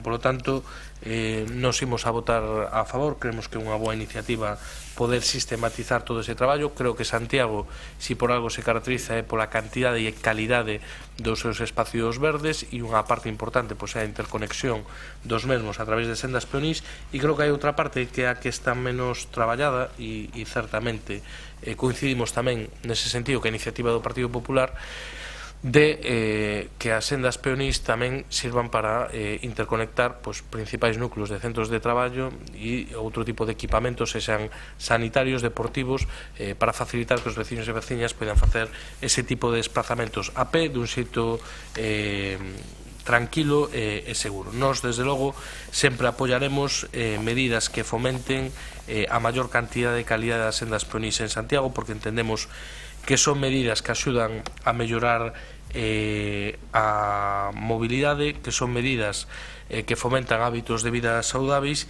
e que sirven tamén para a posta en valor e mellorar o coñecemento do noso patrimonio natural e tamén, como decía antes, do noso patrimonio histórico e artístico. Moitas gracias, Rubén. Señor Paco Reyes. Gracias, señor alcalde. Novamente, boa tarde. Pois, efectivamente, neste pleno xa se debateu en diversas ocasións sobre a importancia do desenvolvemento das sendas peonís, ou en palabras do Ministerio de Medio Ambiente, camiños naturais e itinereiros non motorizados. Se falou en varias ocasións das vantaxes de recuperación de espazos naturais, da diversificación do produto turístico, de gañar espazo para as prácticas dunha vida saudable, de xerar postos de traballo tanto en tarefas de recuperación como de mantemento das sendas. E simplemente vou engadir dous exemplos. Un deles, efectivamente, no pleno de xaneiro se debatiu e se aprobou, neste caso por unanimidade, unha proposición do Grupo Municipal Socialista para a recuperación da Vía Verde, Santiago-Ouroso. Naquel debate, eu lembro, ademais, un subdebate sobre as lealdades institucionais. E tamén, lembrar unha proposición do Partido Socialista que se presentou, foi debatida no pleno de xuño deste ano pasado tamén, no que se falaba precisamente de establecer unhas sendas para garantir a seguridade nas rúas de San Martiño e da rúa Senande de Arins, cousa que hoxe vemos que aparece tamén esa cita na proposición do Partido Popular. Nós imos votar, obviamente, a favor desta proposición do Partido Popular por pura lógica, non? Pero sin que me gustaría lembrar que cando a presentou o Partido Socialista, concretamente as sendas da rúa Senande de San Martiño de Arins, saiu adiante cos votos a favor do PSDG e do BNG, Compostela Aberta e o Partido Popular se abstiveron. Pois damos a benvida de que hoxe voten a favor desta proposta para as sendas da rúa Senande de San Martiño de Arins. Moitas grazas. Rafa, non é a túa quenda, non é a túa quenda, Rafael.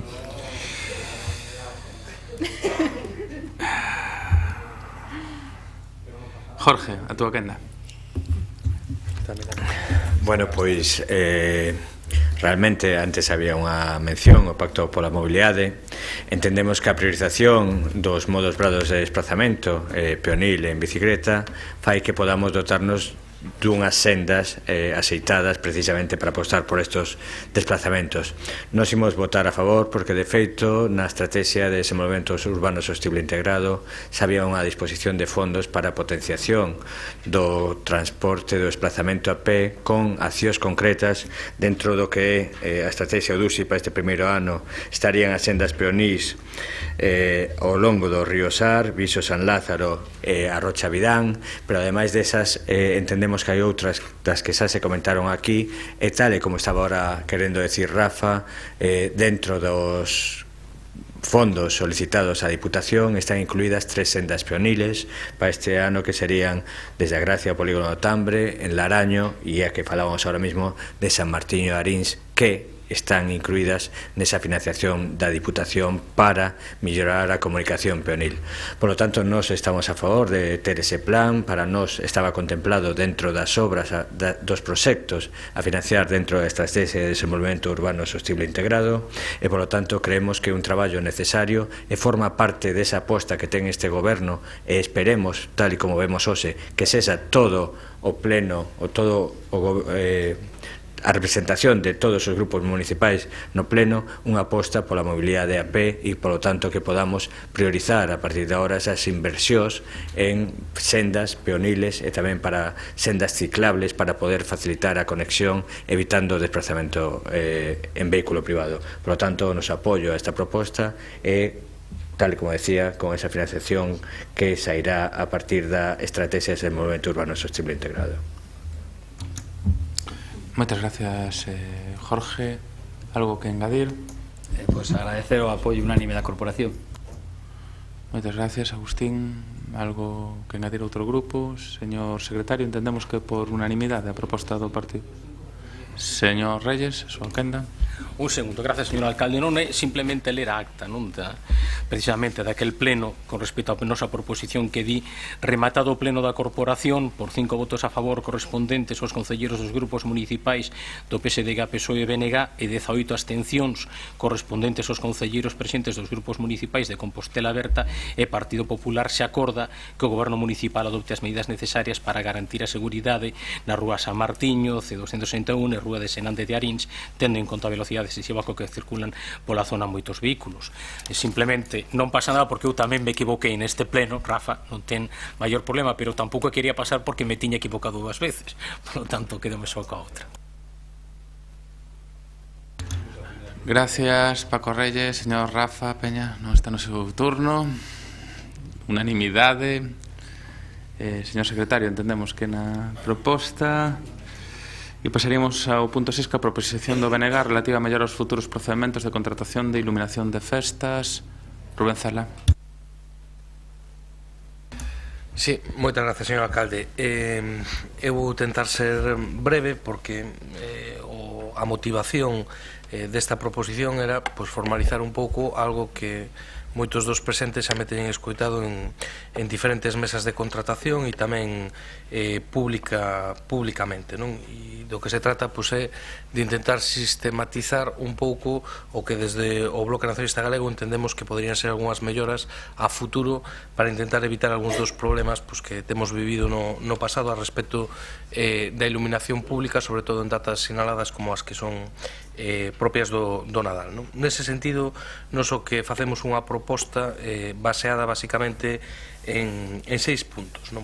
En primeiro lugar, en que se faga unha licitación de carácter plurianual, non? Hai moitos concellos que xa o teñen así, eso é bo para o concello, non hai que ter a tensión de estar licitando todos os anos, e tamén é bo para a empresa adjudicataria no sentido de poder prever con maior antelación o traballo que ten que realizar, non?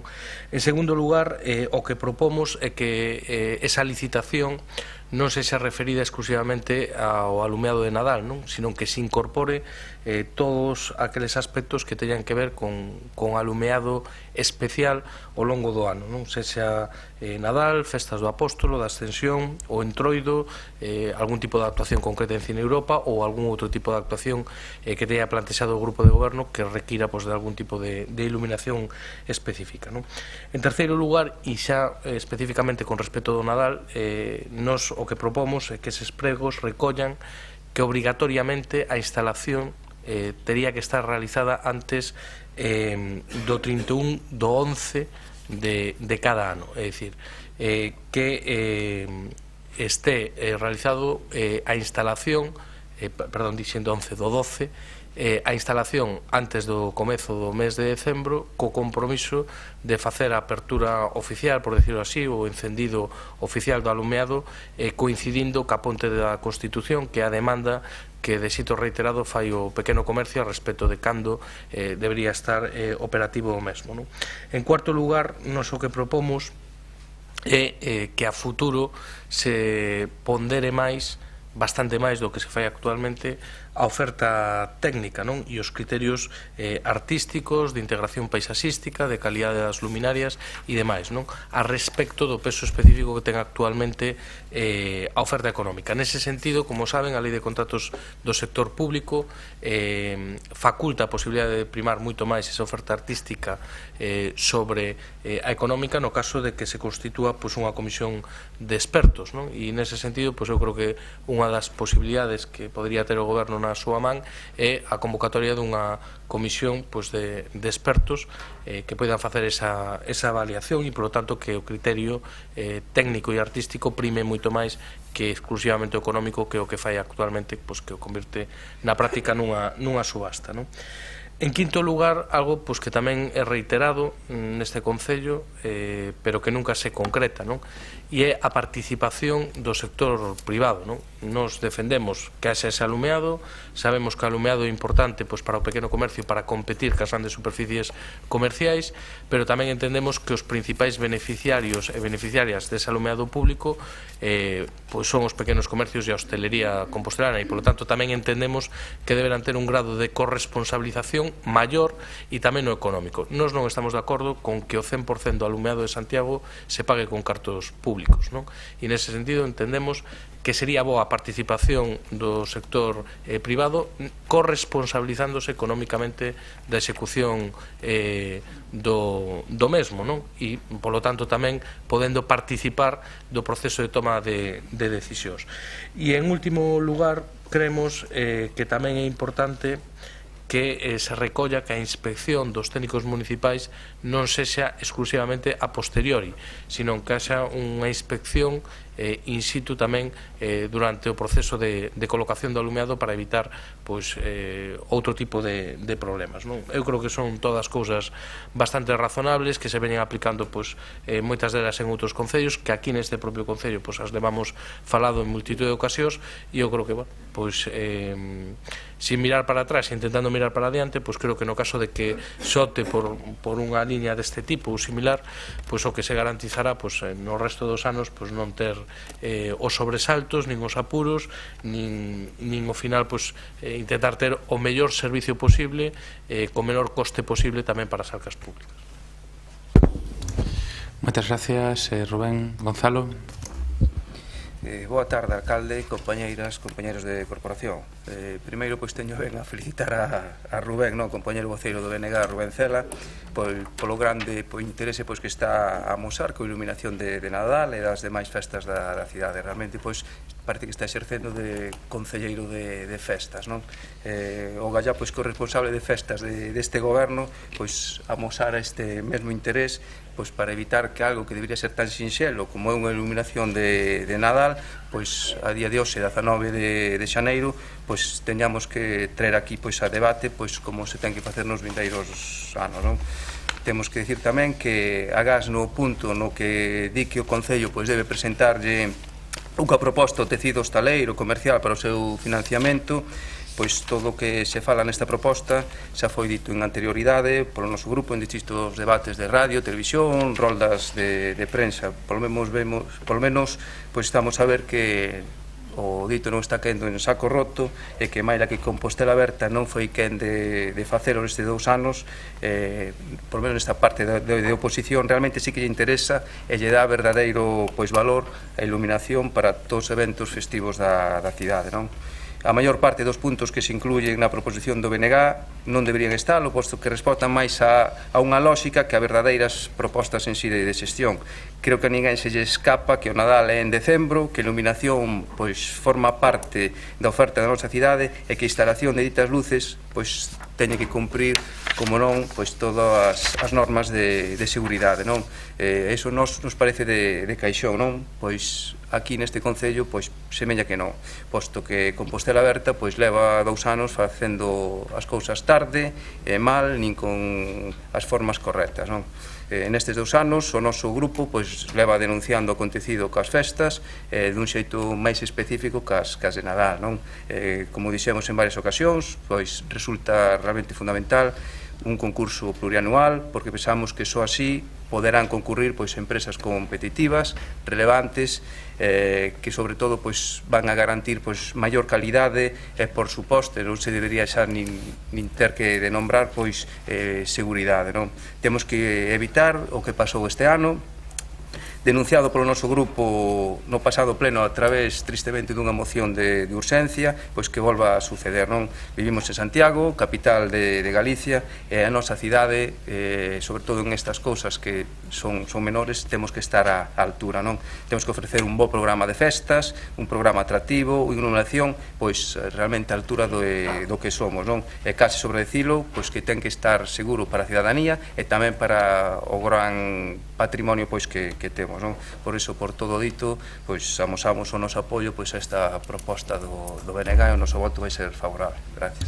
Moitas gracias, Gonzalo. Maite. Gracias, boas tardes. A postura do noso grupo tamén va a ser favorable a esta proposición que presenta o BNG por varios motivos, porque prima a oferta técnica e artística polo seu carácter plurianual e tamén porque pode supoñer un considerable aforro económico para o Concello, porque ademais pode contribuir a cada un contrato máis amplio e de maior calidade, e porque, sin dúbida, vai supoñer unha mellora fundamental en moitos aspectos que últimamente teñen sido obxecto de moitas críticas de todos os grupos de oposición, pero tamén de boa parte da cidadanía, como foi a tardanza en colocar a iluminación no último Nadal debido á demora en iniciar e resolver a tramitación do expediente de contratación, pola cuestionada calidade e originalidade do material empregado, tamén pola seguridade ou máis ben falta dela que foi comprometida de forma moi especial neste Nadal. Podemos comprobar como se colocaban luces, se quitaban luces e se volvían a colocar en varias plazas da cidade, e tamén pola positiva comunicación e coordinación co sector comercial e hotelero. Evidentemente, na proposición poderían concretarse outros aspectos, por exemplo, a obriga do emprego de tecnoloxía LED para maximizar o aforro, a posibilidade de introducir cotas de renovación nos elementos para cada unha das festas, son festas totalmente distintas, así como as condicións particulares de originalidade e calidade para edificios e lugares emblemáticos. Pero entendemos que o Goberno e, sobre todo, a Comisión de Expertos que se propón nesta iniciativa saberán introducir e valorar adecuadamente este tipo de melloras e vantaxes. Todas estas cuestións e o feito de que se fixe un marco formal e riguroso que poña fin á improvisación e a precipitación apreciada nos últimos tempos fai que valoremos e que confiemos nesta fórmula que propone o Bloque Nacionalista Galego e que xa foi adoptada por varios concellos tanto en Galicia como fora de Galicia. Por iso, imos a sumarnos a esta proposta na esperanza de que sexa unha garantía para mellorar tanto a eficacia, pero tamén a imaxe da cidade e, polo tanto, o noso voto vai a ser favorable. Mais nada, moitas grazas. Gracias, Maite. Xan. Ben, sin entrar xa a debater os comentarios de Gonzalo e de Maite, porque xa falamos no pasado pleno, se non lembro mal, eu desta proposición, en principio, estamos de acordo e votámoslo a favor. Xérame só dúas reflexións. Bueno, a primeira, como seguro que sabe Rubén, xa que como concelleiro mantén un contacto permanente co tecido asociativo e empresarial da cidade, xa temos falado en distintas ocasións sobre este tema, sondando as posibilidades de compartir os gastos e aumentar a participación no proceso de implantación do lomado Nadal, e posibilidades que vayan máis aló do que unha subvención nominal, que figura que, tal como xa anunciamos outras veces no pleno, e mesmo reclamaron algunha moción que se presentou aquí, estamos reducindo en favor de procesos competitivos. Hai posibilidades de quizáis patrocinio, bueno, estamos dándolle voltas, pero é un traballo que xa estamos desenvolvendo. E logo a dúbida que me xera a proposta é a contratación do conxunto de luces de todas as festas do Concello nunha única licitación. Gustaríame que se nos aclarara se eso significa única licitación e único lote ou podese licitar por lotes. Que problema nos plantaría unha única licitación? Restringiríamos o acceso ás pequenas e medianas empresas que non teñen capacidade para enfrentarse. Nada máis, o resto pues, estamos de acordo e votaremos a favor tamén. Gracias, Sam. Rubén.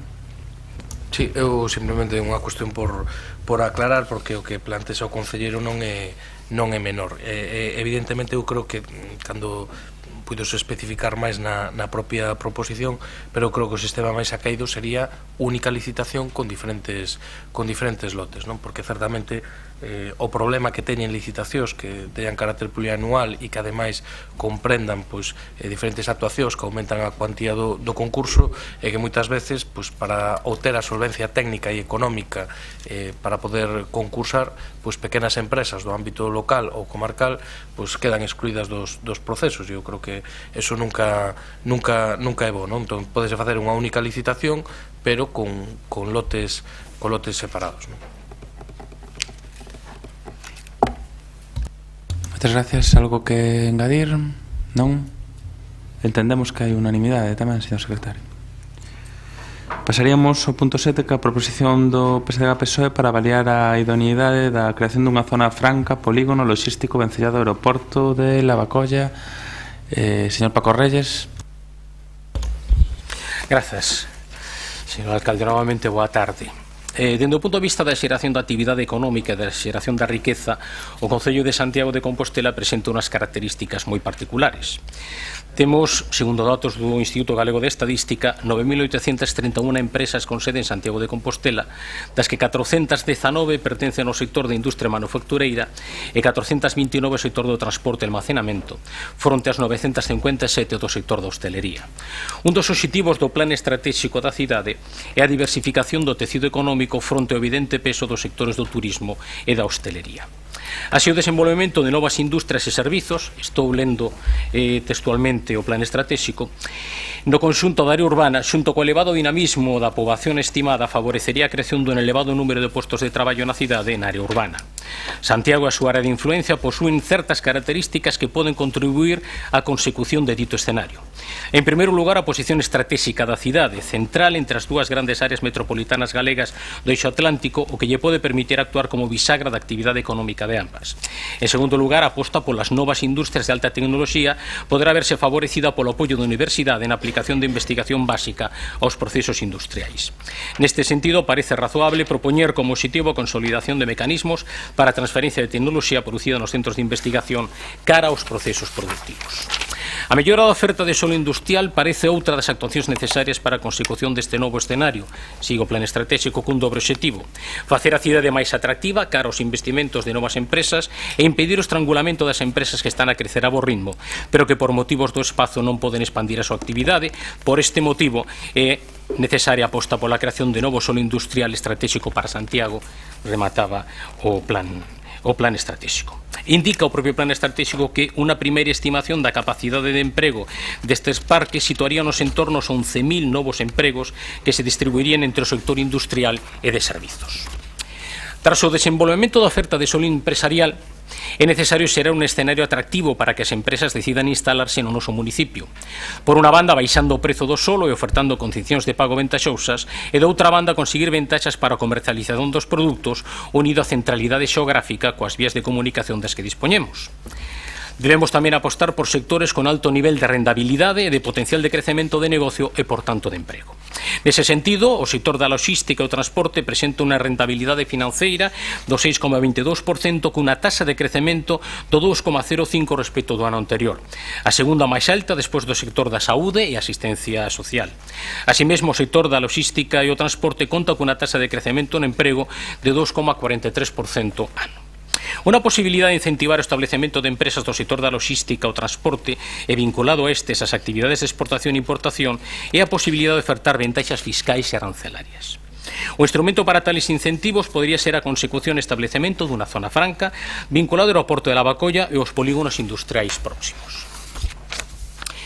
Segundo Vega Zafra, profesor da Universidade de Alacante, atendendo ao Real Decreto Lei 11/06 do 29, unha zona franca tamén denominada área exenta forma parte do territorio dun Estado, pero baixo un réxime aduaneiro especial, de maneira que as mercadorías que son depositadas neste espazo gozan de vantaxes importantes como desgravacións fiscais e librarse de medidas arancelarias, o que proporciona unha reducción dos custos de produción e de distribución. As zonas francas conlevan importantes ventaxas aduaneiras e fiscais para o desenvolvemento de actividades empresariais relacionadas co comercio internacional. Tales ventaxas derívanse da súa consideración a efectos arancelarios e fiscais e do seu territorio non comunitario a pesar de estar situadas dentro de unha aduaneira. Iso supone en esencia que cando unha mercadoría procedente dun país non comunitario entra nunha zona franca, estímase que non foi importada. E a vez, se a mercadoría introducida na zona franca procede ao territorio comunitario, dita operación asimilaríase a unha exportación. Os beneficios económicos fundamentais para unha empresa establecida nunha zona franca serían a non aplicación de arancéis ás mercadorías procedentes de territorios non comunitarios, a simplificación das obrigacións formais e de control sobre a entrada de mercadorías procedentes de territorios non comunitarios, a non aplicación do IVE ás mercadorías procedentes de territorios non comunitarios e ás mercadorías procedentes do interior da Unión Europea, as operacións empresariais realizadas dentro da zona franca, a non aplicación dos impostos especiais de fabricación ás mercadorías procedentes de territorios non comunitarios e a posibilidade de introducir produtos procedentes do interior da Unión Europea en réximen suspensivo do imposto especial de fabricación. Doutra banda, a contribución da zona franca e, en concreto, o condicionamento e creación das construcións necesarias para desenvolver a actividade empresarial tería tamén unha clara incidencia sobre as arcas públicas municipais. O investimento inicial para desenvolver o proxecto tiene unha compensación inicial vía impostos municipais vinculados coa construción. Todo iso a marxe da repercusión sobre o tecido empresarial e a xeración de postos de traballo. Compostela entendemos que reúne as condicións para a instalación dunha zona franca xa que existen infraestructura suficiente, rede de estrada, rede ferroviaria, autoestrada do Atlántico e aeroporto de Lavacolla que conectan coas principais cidades do Estado español de Europa, podendo servir como ponte cara Hispanoamérica.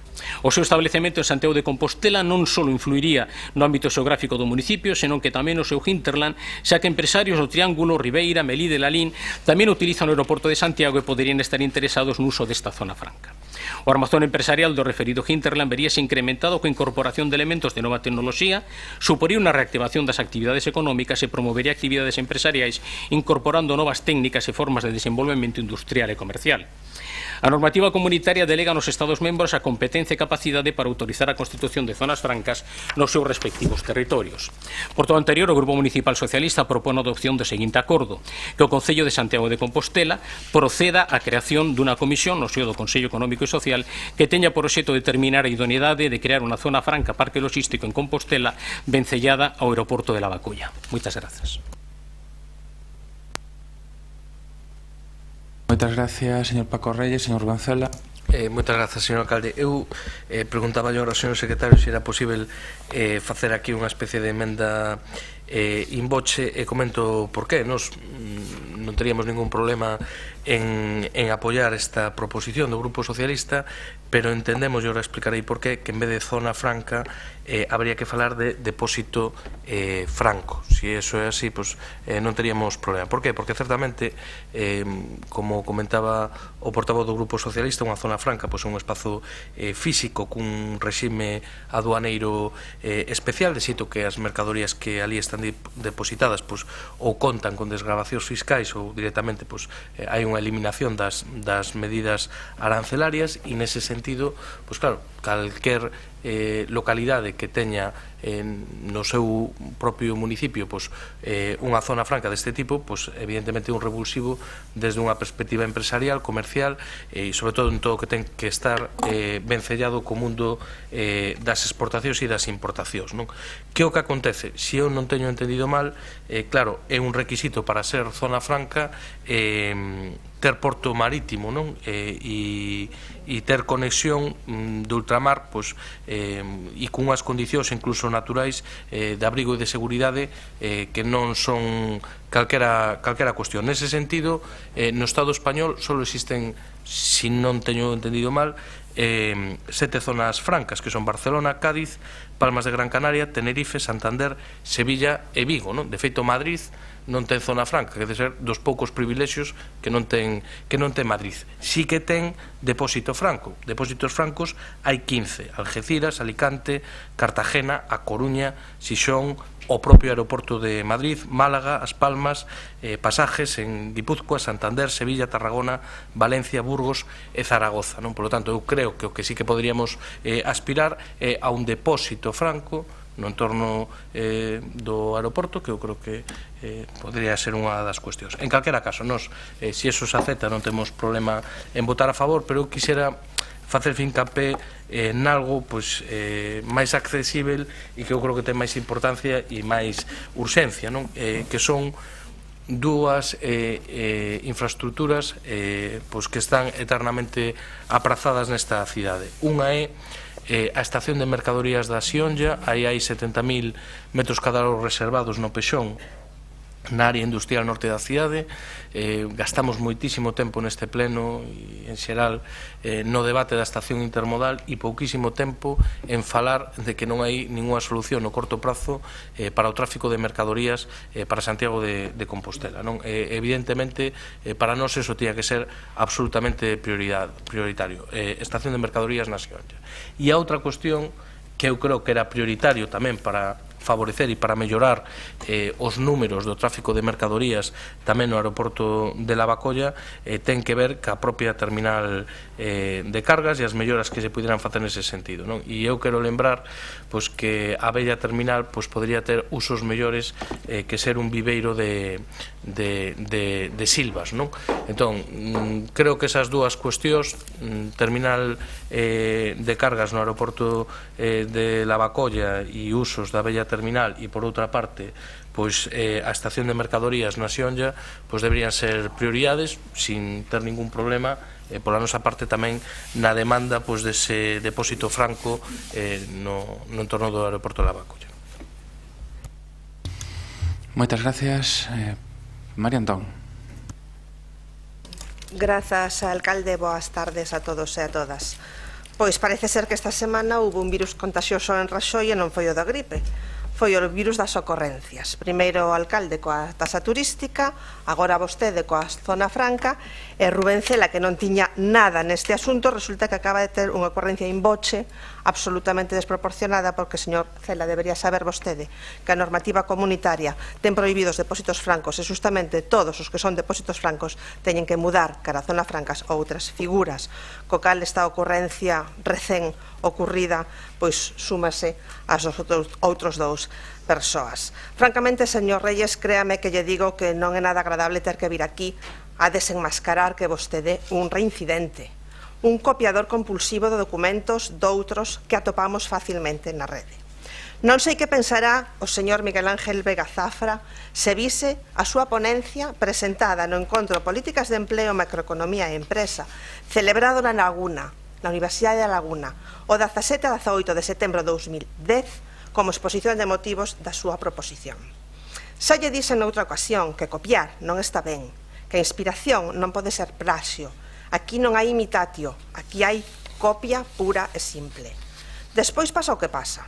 Primeiro, que traducir do castelán ao galego acaba por levar a erros gramaticais mesmo ortográficos. Mesmo o apelido do autor, Vega, non Veiga, señor Reyes.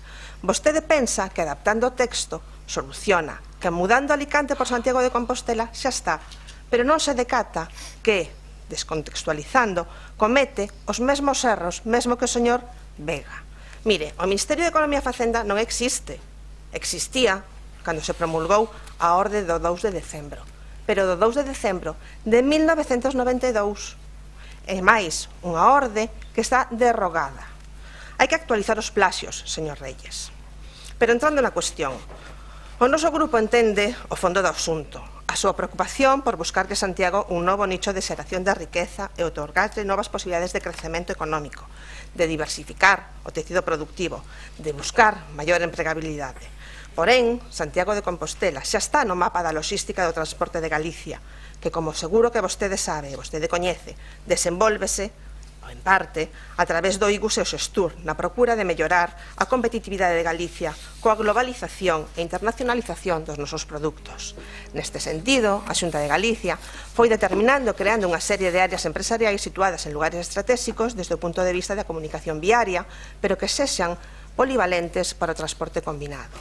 Neste mapa, Santiago xa ten unha área, o Polígono de Sionlla, un parque empresarial que, sen dúbida, compre desenvolver, da man e coa participación activa dos axentes sociais e económicos da cidade, a Universidade, a Cámara de Comercio, os empresarios, etc., etc. E, por suposto, liderada por este goberno, se é capaz. Vostede comenta na prensa que la citada zona franca estaría vinculada ao aeroporto de Lavacolla e destinada a las tecnologías electrónica, incluso textil e confección. Mire, eu non sei se nestes casos é antes a galiña ou os ovos. Cree vostede que é o proceso lóxico primeiro ter unha zona franca para ter empresas? Eu diría que primeiro deberíamos ter empresas con masa crítica suficiente, a non ser que vostede xa teña tamén en mente todas esas empresas que existen e ou son susceptibles de estar interesadas por esta posible área. Ao mellor poderíamos empezar establecendo medidas positivas para a instalación na propia Sionlla de empresas con alto valor, creando un polo punteiro, facendo da Sionlla un laboratorio de innovación e, por que non, un laboratorio social, un laboratorio vinculado á cultura, audiovisual, ás artes escénicas. Postos a lanzar ideas, hai moitísimas, pero non ocorrencias. Nós non nos opoñemos á creación de ningunha comisión, porque xa se sabe, cando queiras que algo non funcione, crea unha comisión. Pero tampouco, dende logo, imos a participar das súas ocorrencias copiadas de estudios alleos. Nada máis, moitas grazas. Marta Lois, a súa quenda. Sí, boa tarde.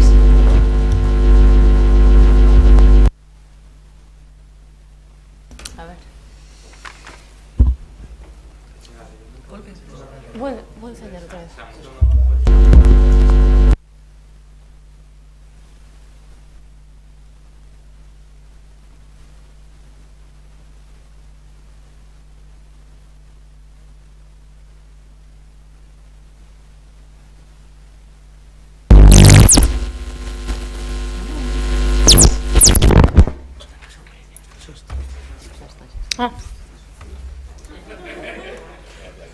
Ergonómico este salón de plenos, pero unha cousa bárbara,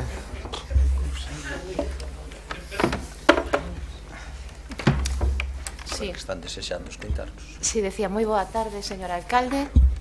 Boa tarde, compañeros e compañeras da corporación. O noso sentido de voto respecto a esta proposición tamén vai a ser en contra, e non imos entrar aquí no contido, no fondo concreto do debate, porque, entre outras cousas, entendemos que as iniciativas destas características que afectan ao conxunto do tecido económico municipal deben ser estudadas no marco do grupo de traballo constituído tras a asinatura do acordo de colaboración entre o IGUS, o IGAPE, o Concello de Santiago, a USC, a Cámara de Comercio e a Asociación Área Empresarial do Tambre. Se ben, como saben, este acordo con estas entidades se asinou aínda o pasado luns 16 de xaneiro de 2017, xa viña funcionando ao beiro do acordo asinado no ano 2015, iso sí, sin a participación ata o momento da Cámara de Comercio e do IGAPE, cuxa incorporación pois xustifica precisamente a asinatura do novo acordo. O Grupo Municipal do Partido Socialista forma parte, como ben sabe, desa mesa de traballo, polo que pensamos que é precisamente nese foro no que debería estudarse esta proposta e de contar co apoio das entidades ali representadas para estudar a viabilidade, o debate en sí, a folla de ruta da súa posible pertinencia ou implantación. Nada máis. Moitas grazas. Gracias, Marta. Paco Reyes, segunda quenda. Grazas, señor alcalde. Bueno, primeiro decir que unha directiva do 92 que modifica, porque ten razón o voceiro do Bloque Nacionalista Galego, na lei española que facía referencia ás zonas francas se recollía que foran portos de mar, e por iso todas as zonas francas que temos en España ato de agora son todas portos de mar.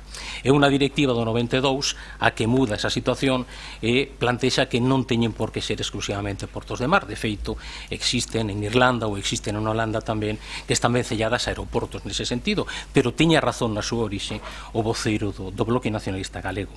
Non é unha directiva comunitaria, senón que o novo Código Aduaneiro Comunitario o que determina que os que eran depósitos francos teñen que mudar. De feito, xa non fala o novo Código Aduaneiro de depósitos francos, fala soamente de zonas francas, en unha disposición transitoria de que terán que mudar esos depósitos francos ou ben a zonas francas ou ben a depósitos aduaneiros.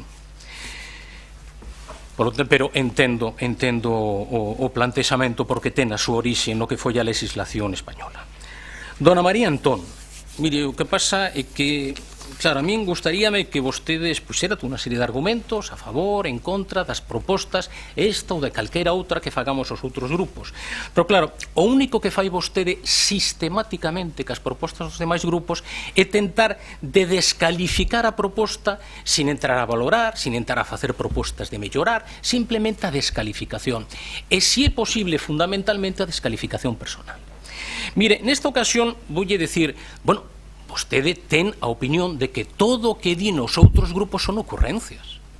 Nos reservamos a opinión sobre as propostas que fan vostedes, as respetamos, as votamos, as debatimos, decimos o que nos parece ben ou o que non nos parece ben, pero non nos dedicamos a descalificarlas per se. Vostedes deciden que hai cousas que son importantes traer a pleno e nos respetamos que vostedes entendan que a lo mellor nos non o participamos. Mire, o tema da reincidencia é que nesta ocasión non ten ninguna razón. Mire, a orixe desta moción, en o seu texto fundamentalmente, é unha moción do Partido Socialista do Concello de Alicante, co que nos puxemos en contacto porque eles teñen experiencia, porque ademais desenvolveron un traballo en Alicante precisamente para solicitar a creación desa zona franca en Alicante. En referencia a partes do texto do profesor Vega Zafra, de Arteaga Ortiz ou de Pinilla, nos recollemos os seus nomes e facemos a referencia na nosa proposición. Polo tanto, non estamos dicindo que isto sexa unha proposta nosa. O que lle podo recoñecer é que o único que faltan son, nalgún caso, nalgúns párrafos, comillas. Pero non estamos dicindo que isto sexa obra nosa. Nos estamos facendo a referencia a aqueles profesores dos que efectivamente nos fomos a ler, a ver cal era a proposta que eles tiñan. Mire, con respecto ao polígono da Sionlla, mire, está ben que despois de anos do Partido Socialista demandando no pleno do Parlamento que se baixaran os prezos do polígono das parcelas do polígono da Sionlla para poder competir con norte de Portugal e mesmo con Galicia, e que, por certo, que non xe o voceiro do Partido Popular neste Concello, naquel entón conselleiro de Infraestructuras, sinto, pero é que era certo. É dicir, sistemáticamente votou en contra, houbo que esperar a que nos sustituiu a asumir esa situación, baixar os prezos e flexibilizar a forma de pago desas parcelas. Así é todo, mesmo baixando o prezo como se baixou, seguimos tendo o prezo dos polígonos industriais públicos máis caros de Galicia e, dende logo, seguimos sin poder competir co norte de Portugal. Mire, unha cousa é facer propostas. Eu podo entender o plantexamento, por exemplo, neste caso, da voceira de Compostela Aberta, que di, nos entendemos que onde se ten que facer o estudo non é nunha comisión que xurda do Consello Económico e Social, entre outras cousas porque habería que convocar o Consello Económico e Social, e parece ser que Compostela Aberta nese sentido sinto o mesmo sarpullido que sentiu o Partido Popular a convocar o Consello Económico e Social. Nun ano e medio non o convocaron ninguna vez, o Partido Popular en 4 anos non o convocaron ninguna vez, pero entendo a proposta que pode ter de dicir, bueno, fagámolo no seno dun grupo de traballo que acaba efectivamente de aprobar un acordo e que nos entendemos que ese acordo é un marco axeitado para poder facer propostas como esta e como moitas outras que se van a facer. A min gustaríame que vostedes Xeran propostas que debatiran sobre o que lles parece ben, o que lles parece mal sobre as nosas propostas, pero que non se limiten simplemente a tentar de descalificar e a dicir que son ocurrencias porque non as presentan vostedes. Moitas gracias. Non aclaraches se aceptabas a emenda do BNG? Non. Vale, perfecto. De acordo. Algo que engadir, Rubén? María Antón, algo que engadir? Como non? Pois desgraciadamente sí. Desculpe, señor Reyes, pero aquí quen se descalifica se mesmo é vostede traendo unha moción copiada. Descalifícase a vostede, ao seu grupo e descalifica a este pleno. É unha tomadura de pelo para os veciños de Santiago de Compostela. Non diga que non é certo, porque entón obrígame a sacar aquí a ponencia do señor e obrígame a sacar aquí a súa moción e decir as comiñas que harían que empezar no parágrafo 1 e rematar no derradeiro. Bueno, señor secretario, faga a comprobación, así poderá poñer unha acta. Mire, señor Reyes, non se preocupe, vostede xa tivo un minuto de gloria. Vostede non se parou a pensar, tirou por lo alto, que do ruido algo queda. E lamentablemente ás veces é certo. E mire, a súa idea xa tivo resposta na rede. Se onte pola tarde a vostede mirar algo na rede, encontraría esta resposta. Leo textualmente, comiñas. Yo creo que es una propuesta poco realista, salvo que quiera transformar el aeropuerto para tráfico exclusivo de carga y habilitar a sus actuales edificios y un perímetro bastante extenso, todo el vallado, pues sería frontera comunitaria, como almacenes, oficinas y polígono industrial. Aún así, no creo que tuviese mucho éxito. Las zonas francas en Europa solo tienen utilidad, es para lo que valen, cuando se comercia con países extracomunitarios y se mueve una cantidad considerable de mercancía. Si se va a mover desde un aeropuerto el volumen de esa mercancía con las limitaciones de carga de los aviones, es muy pequeña y solo compensa si es de muchísimo valor. El aeropuerto de Santiago de Compostela ha movido este año unos 2.300 kilos de mercancía. Ese volumen en términos de comercio es irrelevante. Por poner un ejemplo, hoy en Langosteira están operando dos mercantes, el Cider Joy y el Antia, con capacidad en sus bodegas para 15.000 y 17.000 toneladas respectivamente. Por eso es muy difícil que un aeropuerto por sí solo pueda llegar a convertirse en zona franca. En Sevilla llevan casi un lustro reclamando una zona franca en San Pablo, en el aeropuerto de San Pablo. Pero eso es porque tienen Airbus instalada en el recinto del aeropuerto. Ejemplo de mercancía de muchísimo valor y que se mueve por avión, es el avión. A salvo, naturalmente, de todos los problemas burocráticos, fiscales, administrativos, policiales, aduaneros, bla, bla, bla.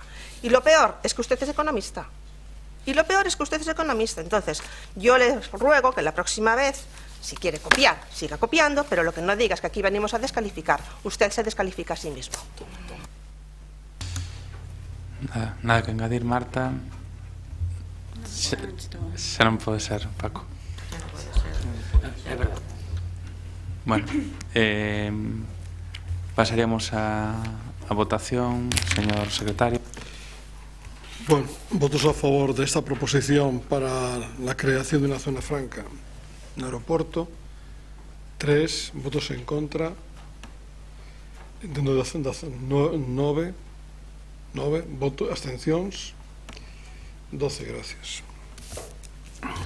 Pasaríamos agora ao punto número 8, que é unha proposición do BNG relativa a cobrar as empresas eléctricas as tasas correspondentes á utilización do solo de dominio público nos tendidos de baixa, media ou alta tensión.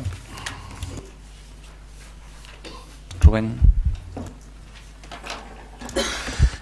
Moitas gracias, señor alcalde. Bueno, esta proposición, que eu creo que tiña moito sentido e estaba xustificada por sí propia, creo que se cobra bastante máis interés tendo en conta os últimos abusos das empresas eléctricas no Estado español, non? Unha suba de tarifas en plena temporada invernal e con esta ola de frío siberiana, mesmo alcanzando máximos históricos nos precios, non? De 92 euros por megavatio hora, máis do dobre do precio medio e en horario de máxima necesidade nos fogares, non? Pero, bueno, o sentido da iniciativa vai en relación con unha sentencia que vende a avalar o Tribunal Supremo que ven a dicir que os concellos poden gravar as empresas eléctricas e de gas pola utilización do dominio público das súas instalacións de transporte de enerxía cun cálculo que excede o que sería o valor catastral dos terrenos que ocupan e que inclúe a súa utilidade. Así, o estableceu xa en 5 sentencias que sentan doutrina e pechan un longo enfrentamento entre municipios e compañías que se negaban a pagar esas tasas, non? Estes fallos xudiciais contrarios á Unión Fenosa, a Gas Galicia e a Red Eléctrica e con impacto directo no resto do sector requiren que as ordenanzas fiscais incluíran unha tasa específica, non? Ademais, valórase o solo ocupado como se esas liñas e canalizacións se tratasen de construccións a efectos de calcular a base impoñível desa tasa, non? A cuota a pagar sitúase entre 3.000 euros e 12.000 euros por metro lineal, segundo o tipo de tensión, baixa, media ou alta, e no que respecta ao gas, pois oscila entre os 500 euros e os 4.000 euros, non? O Grupo Municipal o que fai con esta proposición é demandarlle ao Grupo de Goberno que teña en conta esta circunstancia e que dé os pasos precisos para comezar a cobrar de xeito efectivo esta tasa. É certo que o Concello de Santiago non o tiña incorporado nas súas ordenanzas fiscais e, polo tanto, non vai poder facer o que van facer agora moitos concellos, que é poder cobrala con carácter retroactivo, pero que sí que creemos que é importante pois, incorporala o antes posible e empezar a facer a pagar máis e, polo tanto, contribuir pois, as arcas municipais pois, a empresas que, como estamos vendo, por desgraza, pois, teñen un comportamento bastante pouco ético na súa práctica comercial e que fan un uso privativo de espazo público do que se lucran en grande medida. Gracias, Rubén. Paco Reyes. Grazas, señor alcalde. Pois a verdade é que non os imos votar a favor desta proposta, porque efectivamente son, concretamente, a información que nós temos son 5 sentenzas, e a posibilidade, efectivamente, de cobrar por lo tendido polo que se transporta a tensión tanto baixa como media como alta. O que é certo, e como ben di o voceiro do Bloque Nacionalista Galego, nós non temos na nosa ordenanza, na base imponible, unha redacción que permita o cobro, polo tanto, teríamos que incorporarla. Obviamente sería para cobrar a futuro as eléctricas. Tere que ser algo, por exemplo, como o Concello de Arteixo, que no seu artigo 6 da tasa pola ocupación do subsolo, solo e bo de terreos de uso público local, na base imponible di que se tomara como base para a determinación da cota tributaria o tempo de duración dos aproveitamentos e a magnitude deste expresada en metros lineais. Habería que incorporar unha redacción parecida a esta. Pero nós pensamos que non deberíamos quedarnos somente aí. Nós imos presentar para o próximo pleno unha moción nese sentido, porque existe tamén unha sentenza do Tribunal Supremo no que permite o establecemento dunha nova figura impositiva que grava a rede fixa que se necesita para atender, que necesita a operadora que presta o seu servizo móvil para poder prestar precisamente o servizo. Quen ganou esta sentenza foi o Concello de Madrid. É certo que va a ser un pouco o mesmo. A sentencia fai referencia exactamente ao artigo 5 da Ordenanza de Madrid e, polo tanto, no que fai uso particular da forma de cálculo, polo tanto, probablemente para non ter problemas e non ter que esperar pois a ganar unha sentenza diante de recursos que poderán presentar outras empresas de telefonía, pois habería que adaptar esta fórmula concretamente aquí a Santiago. E por último, nós tamén pensamos que o que se podría facer sería mudar a ordenanza dos caixeros de bancos aquí en Santiago. Non simplemente incrementando o tipo impositivo, porque xa nos comentaron os técnicos do Concello que eso levaría ao problema de ter que demostrar que o uso se incrementou, pero sí mudando a maneira de calculalo, por exemplo, como se fai nas Rozas ou como se fai en Barcelona, de maneira que sería a través de diferentes zonas e se pagaría en diferentes zonas. Iso sería unha modificación e, polo tanto, nós tamén estamos de acordo en incrementar os rendementos fiscais deste Concello, pero non gravando as familias medias e traballadoras, sino precisamente gravando os bancos e as multinacionais. Por lo tanto, nos entendemos que o que se poidera ingresar demais con estas modificacións nas ordenanzas, pois o que permitiría sería, por exemplo, pois ter baixado o tipo impositivo do IBI para este ano para compensar a suba da base imponible polo 10% do catastrazo do señor Aznar, que ten subido agora para o 17%. E, polo tanto, pagarían as familias medias e traballadoras o mesmo que pagaron no ano pasado, e o 1.300.000 euros que deixaría de ingresar ao Concello por manter exactamente os pagos, pois podería vir precisamente por todo este tipo de incorporacións ás ordenanzas fiscais. O noso voto vai ser favorable. Gracias, Paco. Por parte do Partido Popular, Manuel. Sí, vou ser moi breve porque non, a verdade é que mirando a proposición do Grupo Municipal do BNG non vemos motivos para opoñernos á mesma. Simplemente sinalar que, dado que o sistema de ordenanzas fiscais deste Concello deberá elaborarse o correspondente informe técnico e económico e despois aprobar a ordenanza, porque tal cual están redactadas ahora non creo que sexa posible, pero sí que quero poñer de manifesto unha cousa, porque eu creo que esta proposición deriva sobre todo do que é recente sentencia do Tribunal Supremo sobre o caso de Arteixo. Aquí falase dunhas valoracións por metro lineal, e isto é unha noticia que aparece en prensa nun periódico digital, entre 3.000 e 12.000 euros, pero bueno, se un vai á ordenanza ve que o que é o metro lineal oscila entre 12,35 e 0,56. Por tanto, isto tampouco vai supoñer ningún tipo de salvación económica para este Concello. Nada máis. Gracias, Manuel. María, a tu quenda. Boas tardes a todos e a todas. Eu, antes de comezar coa exposición, quería facer unha puntualización da proposición, na exposición de motivos. Non sei se unha emenda, se me permite o secretario, dun erro que detectei, e a verdade é que o detectei hoxe e non me din conta de presentar a emenda no seu momento. Na exposición de motivos presentada polo Bloque Nacionalista Galego indica que o cálculo das tarifas da taxa realízase de acordo con un estudo técnico económico que se sustenta nun informe da Federación Española de Municipios e Provincias, a FEMP. Realmente aquí hai unha equivocación, non é un estudo técnico económico da FEMP, sino que é un estudo técnico económico da Federación Nacional de Asociaciones e Municipios con Centrales Hidroeléctricas e Embalses. Simplemente esa puntualización. Máis que nada non se pode dicir que se son a emenda, sino que en todo caso, se un erro material, se acepta, e se non, tampouco ten moita trascendencia, creo eu. Bueno, en aspecto non afecta a parte dispositiva tampouco. Vale. O que se faga costar en acta, que se vai a facer costar en acta. Vale. Perfecto. Tamén por aclarar, antes de empezar a exposición de motivos, relacionado co que dixo o voceiro do Partido Socialista, dos caixeiros das entidades bancarias, na actual ordenanza do Concello de Santiago xa se diferencia por zonas. Hai unha ordenanza que mide o cálculo en función dos metros que ocupa de vía pública ese caixeiro, pero establece unha diferencia por zonas de ubicación de Santiago que están contempladas na ordenanza xeral.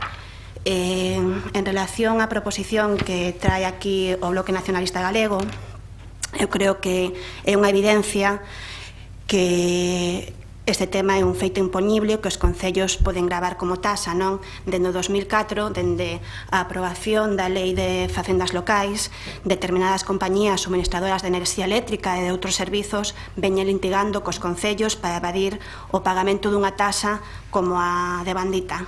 Estas compañías, pois, son ben coñecidas polos consumidores por teren cometido durante anos abusos injustificables nas súas políticas tarifarias, abusos que ningún goberno estatal ou autonómico quiso frear mediante a oportuna regulación legal do mercado.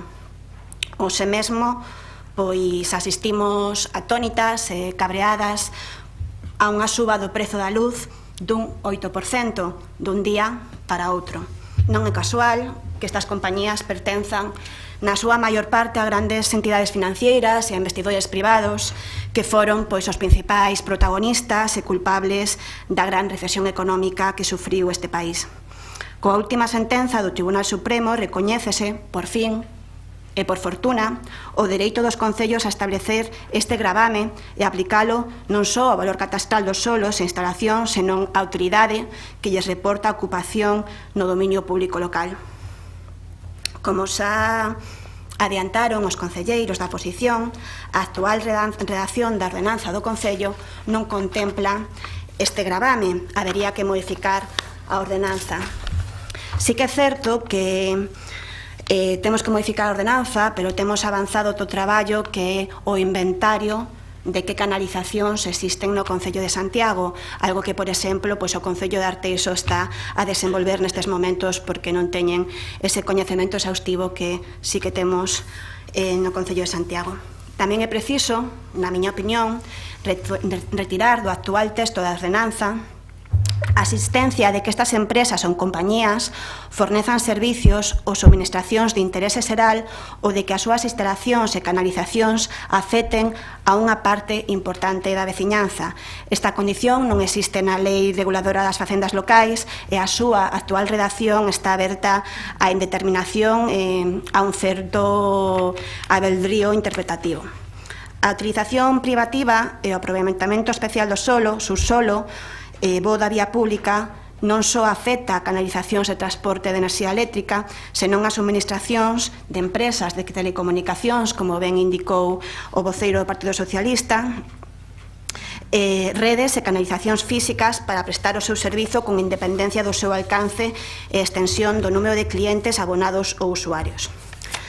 Por isto exposto, o Goberno de Compostela Aberta, de acordo coa proposición presentada polo Bloque Nacionalista Galego, proporá ao Pleno Municipal neste mesmo exercicio a modificación da Ordenanza Fiscal 3.25 co fin de incorporar o sentido da sentenza do Supremo.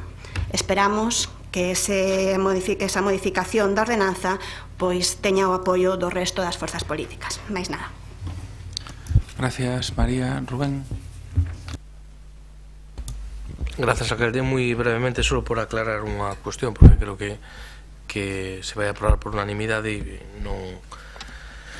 non convén alongar máis do imprescindible este pleno, pero por unha cuestión que comentaba aquí o compañeiro Manuel, nos cando plantexábamos isto non o facíamos cun afán de solucionar os problemas económicos dunha administración, o facíamos cun afán de mínima xustiza e equidade, quero dicir, as compañías eléctricas non teñen ningún tipo de piedade a hora de pasar o recibo da luz. Hai moitos veciños e veciñas que teñen moitas dificultades para cumplir religiosamente cas súas obrigas tributarias con este Concello e, polo tanto, o que parece razonable é que se hai a posibilidade legal de gravar un uso dun espazo público que ten uns lucros tremendamente importantes para ese tipo de compañías e hai posibilidade legal de facelo, e agora sabemos que sí, o lóxico é que o Concello de Santiago non queda atrás do que van a facer moitos outros concellos. É unha mágoa que non o tiveramos preventivamente incorporado nas ordenanzas fiscais, porque agora teríamos a posibilidade de cobralo con carácter retroactivo. Eso non é así, non pasa nada. Pareceme ben o que plantexa a concelleira de Facenda, incorporémolo nas ordenanzas fiscais e empecemos a cobralo o antes posible, non? Gracias, Rubén. Algo que engadir? Entendo que por unanimidade, señor secretario. Entraríamos nos puntos de dación de contas, tanto de dación de contas de comparecencias, sentenzas e outras incidencias en recursos contenciosos administrativos, punto 9, como tamén das resolucións da alcaldía, concellerías delegadas e acordos da Xunta de Goberno, punto 10, que están a disposición dos homes e mulleres desta corporación. O punto 11 sería a solicitude do Grupo Municipal Socialista de comparecencia do señor alcalde, que aceptamos para o seguinte pleno, e o punto 12 sería esa comparecencia do concelleiro Xanduro. Señor secretario, quere facer o receso agora? Sí. Imos a facer un receso de 10 minutos antes da comparecencia.